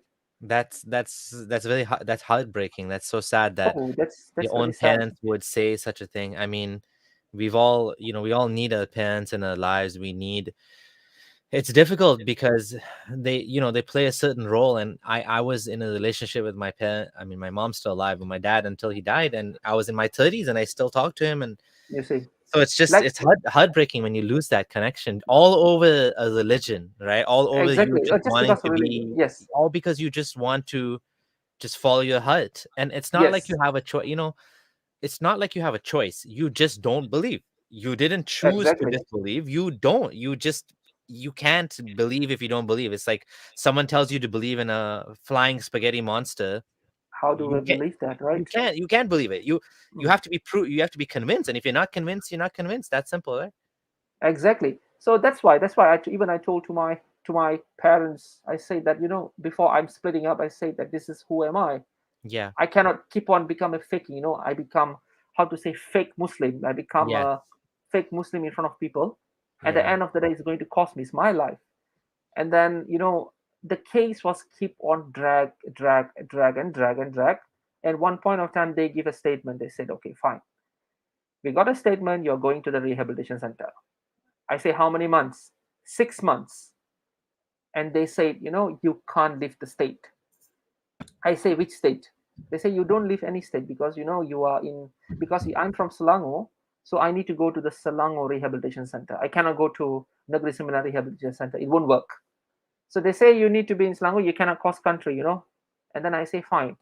When is the time? December 2017. This is your time. You need to go inside. You know what I did? I just ran to the airport. I told to my girlfriend, I said, you need to get out as well because they already started to know you. So Yeah. I ran to the airport just like that with my two bags. That's it. I don't know what I'm doing. I'm just fear, because they have said that you need to come. Yeah. This is what they will do. First, once the order is been granted or they already make a decision, they no need to wait for the court. They can just do it whatever they wanted. Yeah. Once they say you need to come, so you need to go. Yeah. First, they told to me, we will freeze your bank account. Oh, jeez. You are not allowed to work. Okay, you need to come to a summit. We will give you allowance. They will give allowance. How many days you stay, they will give allowance. Once we feel, this is what he said, if we feel you are satisfied because you are tarnishing the purity of the Islam, that's what they said. You are tarnishing the purity of Islam. So until you repent, you will go through all these processes. So it means there is no limitation, there is no mechanism. And then they say that, you need to be here, report to us, this is what we do, this is where you go. And I started to think that that's it, I need to get out of this country right now. And the problem is, I don't know how I need to get out because I don't have my passport. I don't have anything. I Oh, don't know my passport has been, can be used. But the good thing is I cooperated with them. I said, okay, I'm sorry, I will follow you. yeah. I know this is I will follow whatever you say. So they feel, okay, this guy is going to repent. You understand? So this guy is going to repent. He's cooperating with He's me. finally he's finally Yes, yes, realized he has no yes, choice. Yeah. yes. So this is the tool that started to escape. I went to my passport department. I checked my status, and they say my passport. I can get my passport. I can use my passport to fly out. No blacklist, nothing. That is positive thing happened to me. That is the most luckiest thing that happened to me. I just bring the passport, go to the Kuala Lumpur airport because I don't know where I need to go. I Yeah, only where did have you go? I don't know. Yeah. I have no idea. I need to go to Sweden. You know who chose me Sweden? The guy who was in the counter chose me to Sweden. I never choose to Sweden. No. Wow. I just take the money that I have in my pocket. I just put it on top. I say, get me ticket anywhere. As long, I want to go out. I want to go out. And then he says, so where you want to travel and everything? I say, I don't know. This is money I have. I want to get out of this place. I need to go somewhere. So he bought for me a ticket to Sweden, the guy. I never chose Sweden, no. He bought to Sweden. He say, oh, Sweden looks cheaper. We have a promotion, I think you can take this. Because it's dark. December is dark in Sweden. It's snowy. So it's Oh. the ticket price goes down. So you say, why not you go to Sweden? I say, fine. Do I need visa? No, Yeah. your passport, you can go there. Yeah. Because we don't need a visa requirement for us to go. Because that point of time, my main concern is I don't want to go to the rehabilitation center. I want to become an atheist. Yeah. I want to be who am I? I want to have a family. I want to have a kid. I want to be me. Another Yeah. one, I I feel so bad to leave my people like me behind me, like people post like me, they're still in Malaysia suffering, they don't know what to do, they're stuck in the limbo. So I feel sad. That's the only part is sad to me. I get out of the country. In So, Sweden, yes, did you get a one-way ticket or two ways? two-way. I have to buy two-way. There is no one way. So I have to use all my money that I have. That's it. It's like Oh my goodness. it cost me 7,000. Sorry, not 7,000. It's 5,000. I think 5,000 ringgit for me to buy this ticket. And then I went to Sweden, and then I have all my documents with me. But this is what I happened when the proceeding in Malaysia is keep on going in the Sharia court. As a how to safeguard, I have translated everything in the civil court. That is the good thing that I have done. So You know explain the that again. What do you mean? Okay, the submission papers and the court papers. The papers that submitting. Yes, It's all in yes, Malay languages, right? yes, yes, yes, yeah, yeah. I don't know why that point of time I feel that I need to keep it in English. Mm-hmm. So I translated in the civil court. We done it that very secretly because Oh, okay. that paper, normal translation person will never do that because they are fear that they're helping me.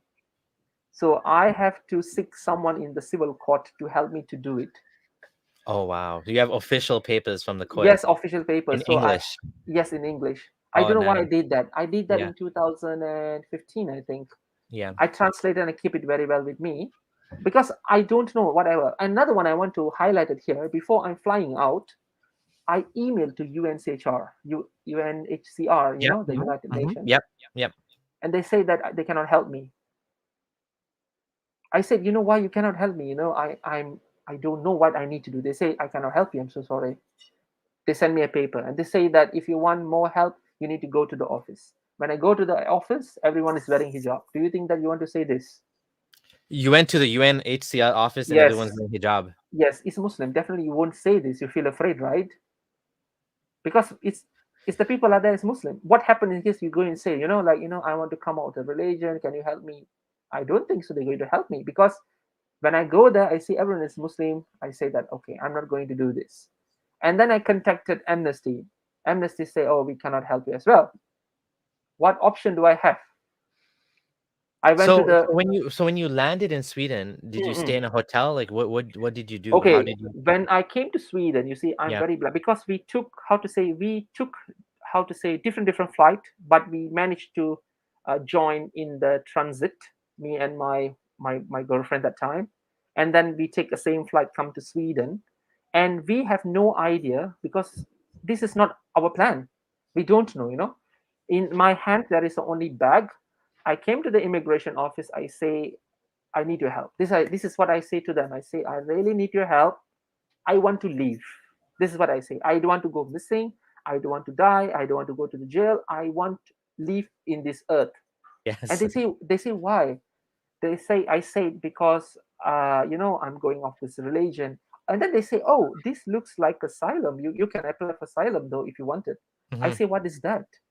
And then they say, don't worry, we'll bring you to the integration center, the police, Oh, in the nice. airport police. Yeah. So I will tell you, until now I feel how to say, I really thank the Swedish government Yeah. because they helped me in everything. Even like I have a baby right now, Yeah. like child, Yeah. they are the one who are helping me, although they're giving tough time. I never say no.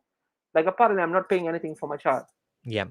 That's good. Yeah. Yes. So I seek asylum in the airport itself.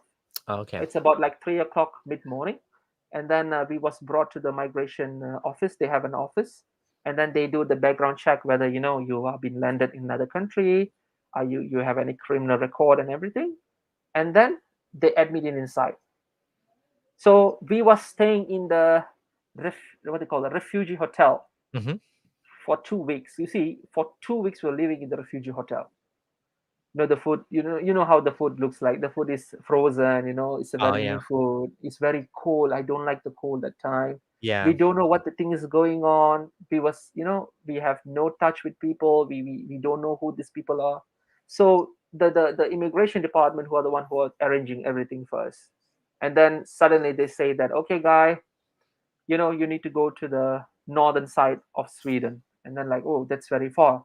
But we managed to get a job in Stockholm itself after that, because we was working. It's a very good work, and then we So have been your girlfriend managed to join you as well? yes, Okay. she managed to join it, because in the Sharia law, I already said that your Yeah. girlfriend name is da. Yeah. We know her da. You need to bring her. If not, we will do Oh, something else to say that she is confusing you to the religion. oh, jeez. So that is like a prescriptionalizing The in. threatening that they're gonna arrest Yes, her for causing yes, discord. yes. I get it. I get yeah. You understand what they say. Yeah. So I Yeah. have no choice to bring her to me, with me as well.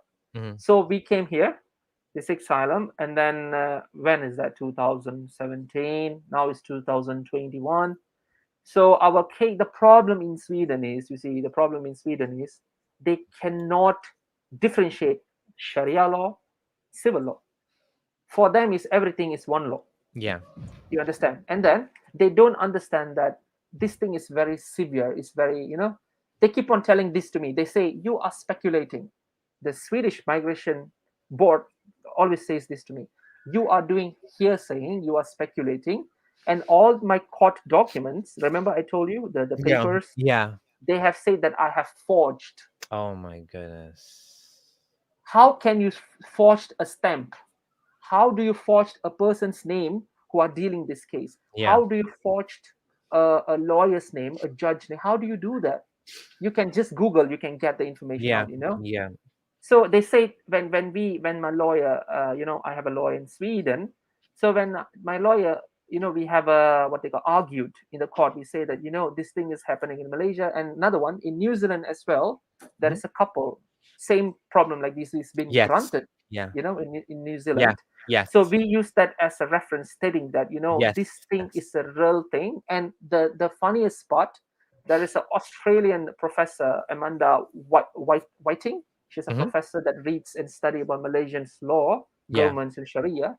She came with a very detailed statement stating that sending back us to Malaysia will risk our life, and Oh we yes. cannot have a normal family. My child will become an illegitimate example. My wife will cannot get married. We cannot stay together. It's under the kalwat. We can get caught. My children will have to live without the father forever. She have make a very detailed statement. You know what they say? This is not a concern. That's it. This is not our concern. Okay. You know what they said? The Swedish Migration Board said during the interview. They said, "Why not you just keep quiet, pretend to be Islam, and stay in Malaysia?" This is what they say to me. Pretend to be Malaysia, pretend to be Islam, stay in Pretend to be a Malaysia, Muslim. Yeah. and be Muslim, and don't say anyone. Just be yourself. Just relax. And I said, how that's possible? And they say that this is not asylum. This is not asylum. Is only for a country, a war country involved. How that's defined? A war country involved? That's stupid. That doesn't make any sense. You seek Exactly. asylum because I mean LGBT seek asylum too. People seek asylum because they're not safe for any reason. It doesn't have to be for war. Exactly. I Yeah. told I told her one thing. I say to the case officer, I said, if I can be safe as a family, as what I wanted, come out of the religion officially, I be like, like an atheist, and then I can, my ID is being changed, like what I wanted, I will definitely go. And then they say, this is not our concern. Our concern is you need to go back to this is what they advise me, say, go back to the Malaysian embassy in Stockholm, get a paper, go to the Stockholm mosque, convert to Islam, your girlfriend convert to Islam, get married, go back to Malaysia, she can convert and you can stay. This is the answer we get from the migration board. And another disgusting thing, I'm so sorry, this is the disgusting thing. We have a baby during, we are in Sweden, we have a baby. The case officer asked my wife, why do you have a lot of issues of asylum and everything, why do you want to have a baby? Is that necessary for you? Is that a question? Can you see how they Yeah, are this is talking? awful. Yeah. Instead of supporting you, they're actually Exactly. oh my goodness. I mean, I can't imagine the nerve to tell you to Oh, go to the mosque and convert. I mean, yes, like I would like fuck you. It's your choice. Like, Exactly. nobody should tell you what you need, what religion you should follow. I mean, that's the stupidest thing I ever heard. If I don't want to be Muslim, I don't want to be Muslim. If I don't want to be like, that's your right, your freedom of conscience. That's Exactly. part of the Universal Declaration of Human Rights.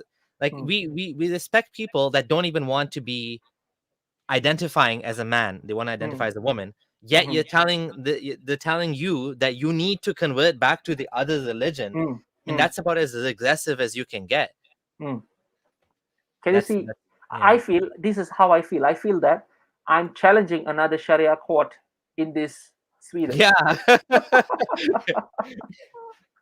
Seriously, you see, my case right now is been assessed twice. First, in 2018, been assessed, been rejected. They say that Yeah. I provoked Malaysian government. They said I provoked Malaysian government.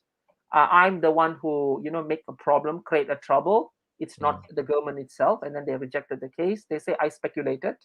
And then they say that the second rejection, they say that this is mostly not asylum because, this is under the case of a manifested unfounded because none of the document looks genuine. After that, we have a child, and then the case go back again to the migration board.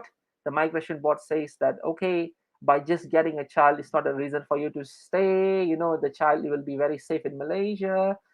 They say this word. They say you as a family can stay in Malaysia according to our land report. There This is is no this is problem. the stupidest thing I've ever heard. I mean, you are as real as you can get. Like I'm hearing your story and I can see that, like, there's no way for you to go back. It's just not Exactly. possible because the situation is very, very bad for you to go back. And like you said, that some people end up committing suicide because Exactly. nobody wants to pretend the entire Samir, life. And Samir, why should we? Why talk?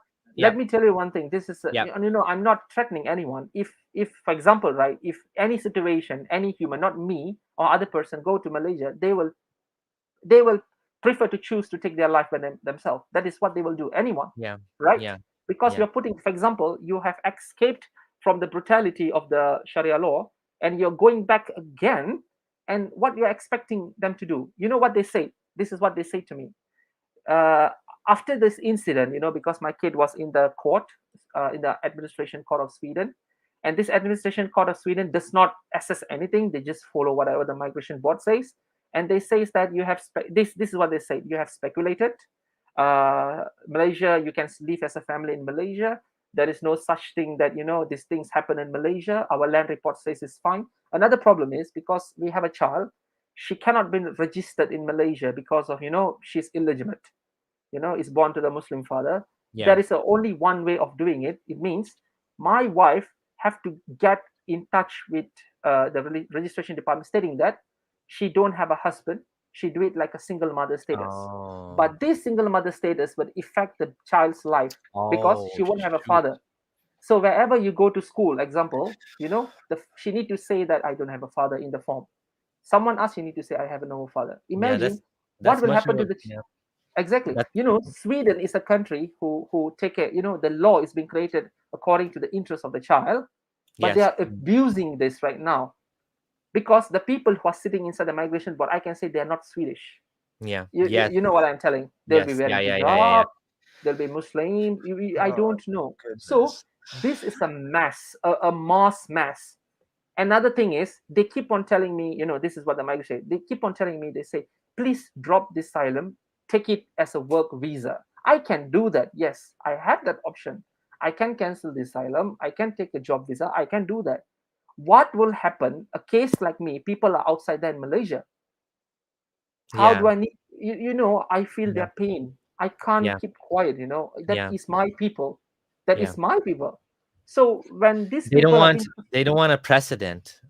They yes, don't want you to establish a case that next person comes and that person's going to ask for the same thing, because unfortunately mm, you're now the second person on this show mm, to tell me this problem in Sweden.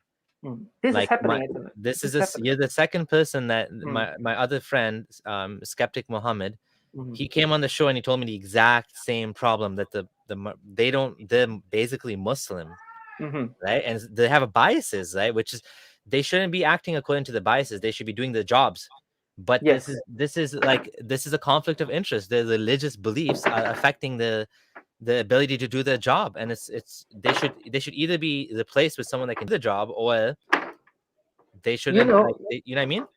yes, Samir, during this asylum investigation, this certain people, the lawyers, they will say this. They say, not the current lawyer, she's very nice, the former lawyer, because I've changed the lawyer. She said this, go and seek asylum in France. What?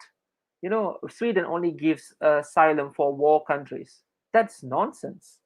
You are under the European Union, so EU law is need to be should be practiced. And the problem is, when I go for this, once the case is rejected, you have to go back to the migration to sign a Yeah, paper, yeah, so that you will appeal. The yeah, person will be sitting there, you can see a Middle Eastern person. yeah. They will say that, you need to get out of this country, you have like Oh two my weeks, you can goodness. appeal. This is very, very frustrating. This is Yeah, like, I have fought, I yes, have done everything in Malaysia, I have done every extent, because I have no way. I came to Sweden, and now you're doing the same thing, repeating again. You know what I mean. It's like you are mean biased, you are more supporting for the Islamic thing. Is this Sweden, or this is Swedistan? This is my question right now. If yeah. Sweden is transforming, become a Swedistan, more Muslim friendly country, I understand. Muslim is being, I don't Hey, know. Muslim friendly doesn't mean you reject people's asylum because they're Exactly. like apostate. That's not what Muslim friendly means. Muslim friendly means you treat Muslims decently, which Mm, is fine, but you're Muslim, you're from a mm, Muslim background. They're not treating you okay. exactly. Like You one see, of my friends made a post saying that, we are a new sect of Islam. We're the ex-Muslim sect of yes. Islam. Mhm, But like we're still Muslim. We're coming from a Muslim background, but you're not being treated properly. You're being told mhm, go back to your country, mm. basically. And even though it's not right. Correct. So right now, how to say that, after all these things happens, and then, my lawyers has our ties tight as well, because this case is going to the end. This case asylum is going to the end, and these people, they think that, I'm just lying and speculating and everything. And then they say that, I'm so sorry, Farouz, we have going to finish the asylum off, and things are not going to work as what you say. You might be go back to Malaysia, will be deported, whatever. And then I told to them, I said, I know this is a breach of conduct, breach of human rights. So I told to them that I will bring this matter to the European court. By hook, by crook, I will bring this matter to the European court. That's it. And because I believe strongly in humanity. I believe strongly that each person have their rights to live in this planet, regardless of what religion they are, and they have rights, rights to choose what religion, family, or the child, or whatever. The child need a father. In Malaysia, every child needs a father. you know so Yes, yeah. the Swedish migration agency was telling that it's fine, the child don't have a father. This is what they say. It's fine, What, the what do child they don't have a know? father. What do they know about life in Malaysia? Exactly, They're that's what. telling you. They're telling you what your life is going to be, and you're the one that just lived that life. Exactly. It's You so see, stupid. It's gaslighting, it's basically. yes, you see, the Swedish migration agency, for them, they are like blind and deaf. One point of time, blind, and it means, although you're submitting them all the genuine, if you take the report, Malaysian report from a DOJ, Department of Justice, Hmm. and even like you can take a lot of like ICJ, international, like a chamber of jurists, a lot of reports about Malaysia, what they're doing. They say this, that's it, we are not going to see all this. They say this word, all these reports does not mention your name, so this is not what you are. How does that bring sense? And they say this is lack of security and credibility, so we are not going to look at this paper. Yeah. Yeah, I mean, this is it's crazy. This is just crazy. I mean, they were gaslighting you, they were being violent, they were threatening Mhm. you. They were basically going to detain you. Look, Mm, if you ask anyone what mm, China is doing to the Muslims in the Uyghur Muslims, they mhm. will say this is wrong. Mhm. What you went through is the exact same thing. Yep. However, they're saying this is okay. How is this okay? How is it okay to tell you? Okay, so that's like saying the Chinese Uyghur Muslims should just Yes. just dump their religion. They should just become, like the other Chinese. They should be whatever, I don't know, Buddhist or whatever. Like, how is Exactly. that okay to tell them that? How is it okay to tell anybody that? How is it okay to tell you you should go back to Islam, you should go back to your country, you should pretend to be a Muslim, or you should just accept Islam. Your girlfriend, Mm, now they're mm, telling your girlfriend she needs to convert to Islam, which is stupid. They're mm, telling you life will be okay for your child, which it will not be mm, okay for your child. mhm. You're going to be miserable. How is that good for your, how would you having to live this fake life be good for your kids? How would it be good for anyone? And what Exactly. you're doing is the right thing. You are basically setting a precedent. You are in another case that they don't want you to succeed, but you Mhm. need to succeed, you know? Exactly. That's why, because I have, I and my wife, we still have the spirit of fighting it, Yes. and we have a lot of people like you, the social online social medias, and some of the people for giving us encouragement and space. I can definitely can bring this matter to the higher level, because I'm very very straight on that. Yeah. I already spoken to some of the lawyers as well, like human rights lawyers, and then I say Yeah. that yes, it's a cost involved, but I say that we have to bring this, because without bringing this to the international court, none of these people will know what is Malaysia is Yeah. doing, what is Yeah. Malaysia is prosecuting. So this thing, if, And for and example, we sorry. also respect like religious minorities in Iraq. We understand what the ISIS did to Yazidis. You are Mm, a religious minority now. You should get the same right. If they can understand that mm, those Yazidis need to mm, come, like even recently, they're taking people, Muslims, from to escape from the Taliban. They're accepting them. mm. So You why see. why is your case any different? These governments, these institutions need to understand religious persecution is real. Mm. For the Swedish Migration Agency, you see, for them, they have their, how to say that, I don't know. This looks like another religious department is sitting inside there doing some assessment, Yeah. simply coming with all this kind. And then I did ask the court. I say to my lawyer, I say, ask this question: where do they get this data? And I asked them to appeal for my court hearing. I say I want to go to the court. Let me talk. They have Yeah. rejected that as well. It means they are making decision by themselves. There is Mm. no fair trial. So it means that I will make decision by myself. That's it.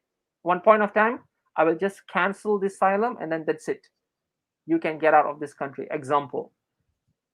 This I is see. what I the see. Sweden's tactic of using Yeah. this. So what they will do, they will drag your case, they bring to one point, and they will end stating that you can't appeal, and then the last court, that is the migration appeal court, will say that okay, the asylum is done. We are not going to take the initial order stays. It means whatever Malaysian done and doing is correct.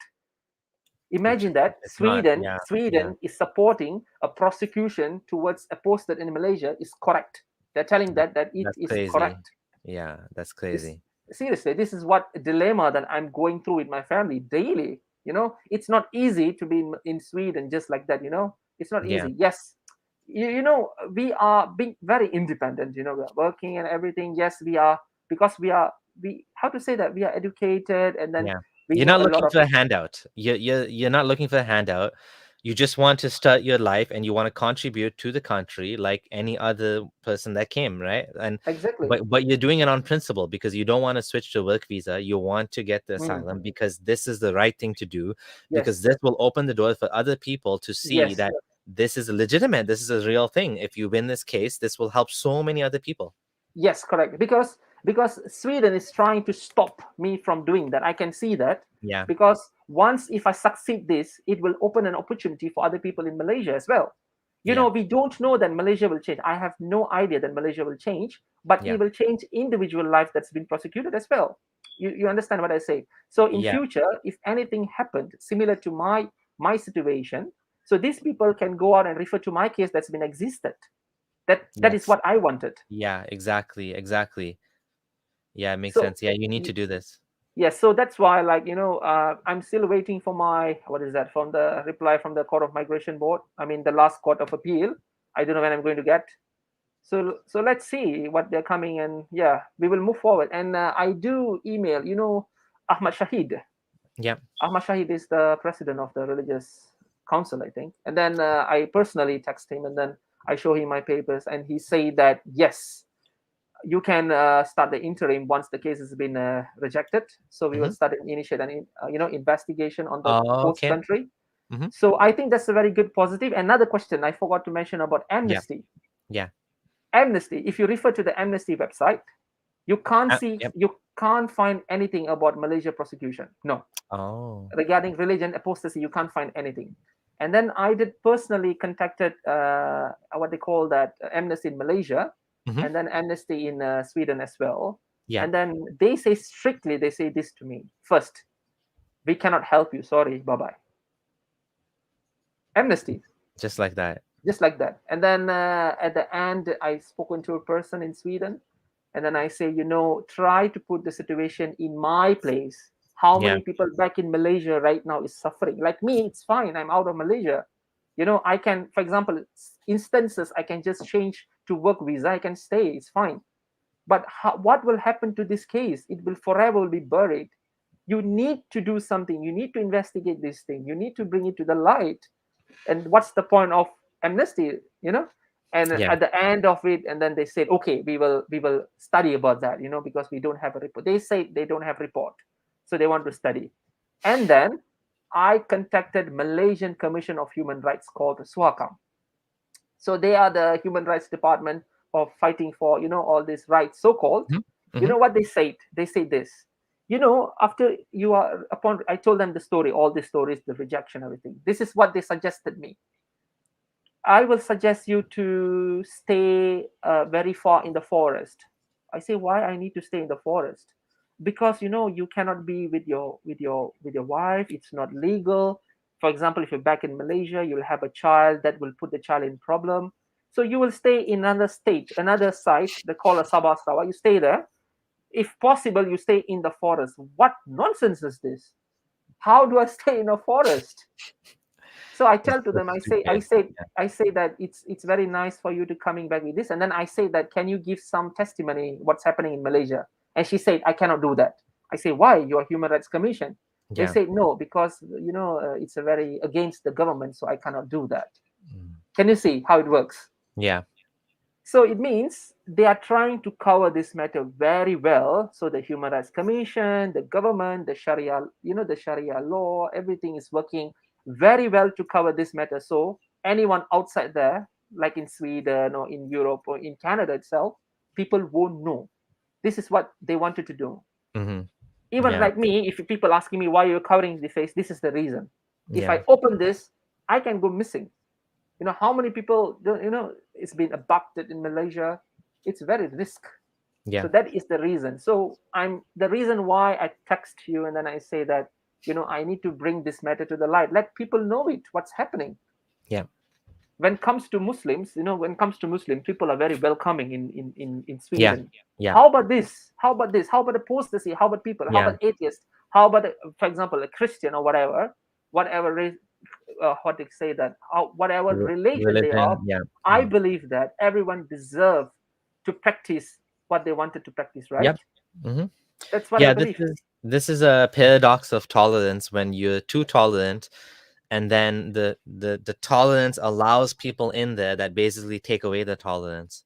That's Mm, what's happening, right? I mean, you've allowed a lot of people into the society that mm, are intolerant, mm-hmm, and now they're taking their intolerance and they're using that to keep the values, to the regressing the values of the true goals of the society was to be more accepting, and mm. but this is the opposite. It's going the opposite direction now, which is unfortunate and sad, right? It's very, very sad. Yeah, stop scamming man says opening that door, setting that precedent could be the kick up the ass for the that the Malaysian establishment needs, right? That's the thing. A Christian pastor in Malaysia was kidnapped by a Malaysian Muslim Yes, organization in broad daylight, went missing and still missing yes. for many years So, now. Pastor Raymond Koo, yeah, he's Yeah. been abducted by the government. Yeah, that's crazy. So this your story's been amazing, and I really appreciate you coming here, telling us all of this, and sharing the details. And I do hope that things will improve, that you will actually succeed in your asylum case, and reestablish yourself in this country, despite the fact that you didn't want to come here in the Uh, first place. It wasn't your uh, choice. This was Yes, not this is not my choice. Actually, the yeah, reason is why I want to come here. The asylum is different story. I can, it's different. This is to bring this prosecution, systematic prosecution, to the light. yes, If I'm not doing this, who is going to do this, Samir? Samir, you see, tomorrow I can just go and get my job visa done. yeah. It won't take a week. Oh I can wow, do that. I can do that because my work, my wife is working, and then I'm working as well, so we can hmm do that. The reason why we are not doing that is I cannot think like other person. I cannot think like a normal person that, okay, I'm Yes. safe, I'm at Sweden, okay, fine, things solved. I cannot be like that. I need to bring this to the light. If I'm a living evidence, man, I'm a living Yeah. evidence to the whole society. It's like, hey, I'm here, man. Look at me. I'm the one evidence. Study me, take it Yeah. what you need, so that what is Malaysia is doing is very, very incorrect. You know what I'm Yes. telling? Yeah. People, a government is trying to, going to people's private life, abducting people, Yeah. everything. That is very, very inhuman. It's a degrading people's human rights, stealing our rights as apostasy in Malaysia. So I think that by doing this, I will attain what I wanted, so that I can help my people out there in my country there, so that they have a solution through me. Absolutely. Absolutely. So we definitely want to get this to as many people as possible. There's actually quite a lot of people watching. Over 200 people are watching right now. Okay. Your story is definitely resonating, I think, with people in Malaysia. A lot of Malaysians always come to the channel, and Indonesians and people from Mhm. Singapore, because I think they resonate with what you're saying. They've experienced this. A lot of them are not able to talk about this, and they're in hiding. Yes. Your situation is unique in that you actually challenged the system. You actually went Yes. across and you're like, I want to do this legally. Mhm. There are many people like that, trailblazers in society, that they don't take the quiet path, but they're like, no, I'm going to do what's right. For example, Martin Luther King, and Yeah. even Malcolm X, Yeah. Rosa Parks. She's like, I'm not going to the back of the bus. They're like, you're Mhm. black, go to the back of the bus. She's like, no, I'm not Yep. going to the back of the bus. And this changes society, right? I mean, it comes with a cost, a heavy cost. And we salute you for that, and we appreciate this. I will definitely share your story with some of my fellow YouTubers and see if we can get you on some other channels as well to get even Sure. more Yep. awareness, because this is such a crisis in Sweden right now, and this is such an Mhm. important issue. And what you're doing is so important that we need to get this story out to as many people as possible. So please do share this video, guys. If you're new here, do subscribe as well. Any final words you want to share? Because we've had you almost for 2 hours now, and I told you we're going to be like an hour and a half. Is there any final things you want to share? So I have your Twitter linked on the profile, Yep. so people, you can check out his Twitter. It's in the description box, and you can follow. I don't think you're tweeting anything yet, but in case you want to No. contact him, Yep. that's one way you can contact Fairuz. Anything else? Any final words you want to add before we go? Is that me? Yes. Yeah. Would you want to say anything else? I just want to say to my people in back in Malaysia, I say that, be safe always. Keep on in mind if someone is doing something for you outside there. Okay, you can, maybe like a brother or like someone, or fighting for our rights. And definitely I will do something for you guys. That's what my promise is. Until my breath is with my body, I will do something about this matter. Okay. And thank you, Samir, for giving me this opportunity to, to tell this in this channel. Really, really, it's a big thing for me. Oh, you know what? I spoke to you on the phone, and that's how I filter people. If anyone wants to talk to me, I always talk Mhm. to them on the phone first, just to get a feeling of Okay. how things are. Okay. And yeah, you are, like, people are saying, you're a real life hero. It's true. Like, you're doing really God's work, so to speak. That's the best expression that comes to mind, even though I don't believe in God. The long arm of Islam, like you said, yeah, they have this long arms and the tentacles, and they reach into your Yeah. lives. And yeah, I think this is a positive place to end. I'm wishing you the Yeah. best, and any support you need, anything you need, of course, contact me. And people that are watching, let's support Fairuz. Let's get this story out to as many people as possible, so people understand that this is the real Malaysia. This is what they do, and they can't stop us. They can't keep this behind closed doors any longer. Like, that's what they try to do. They try to give you Mhm. women, they try to give you money, Mhm. and they try to bully you, intimidate you. They were going to put you into a detention center. Same thing that China is doing to the Uyghur Muslim. They were going to do that to you, forcibly convert you back to Islam. But of course, none of that worked. You stood strong. You managed to escape. You, Mhm. through the forces of the universe, you ended up in Sweden. Mhm. Now you can't just keep going from country to country. You're in Sweden now, so you need to establish yourself in Sweden. So I wish you the best in all of that. And yeah, stay safe. you Yeah. know, and hopefully we'll speak again at some point in the future, and maybe things will be better at that point. Definitely, definitely. Thank you so much for everyone and for Samir as well. Thank Oh you. yeah. If anyone wants to Hmm. support the channel, as I forgot to say, you can also join the channel. Click join now below, or join on Patreon to financially support the channel. We're doing some really great edited videos now. I have someone helping me with that, and the last one was by Hassan Radwan. So do check it out. Hope you enjoyed, and we'll see you at the next live stream. Take care. Bye, everyone.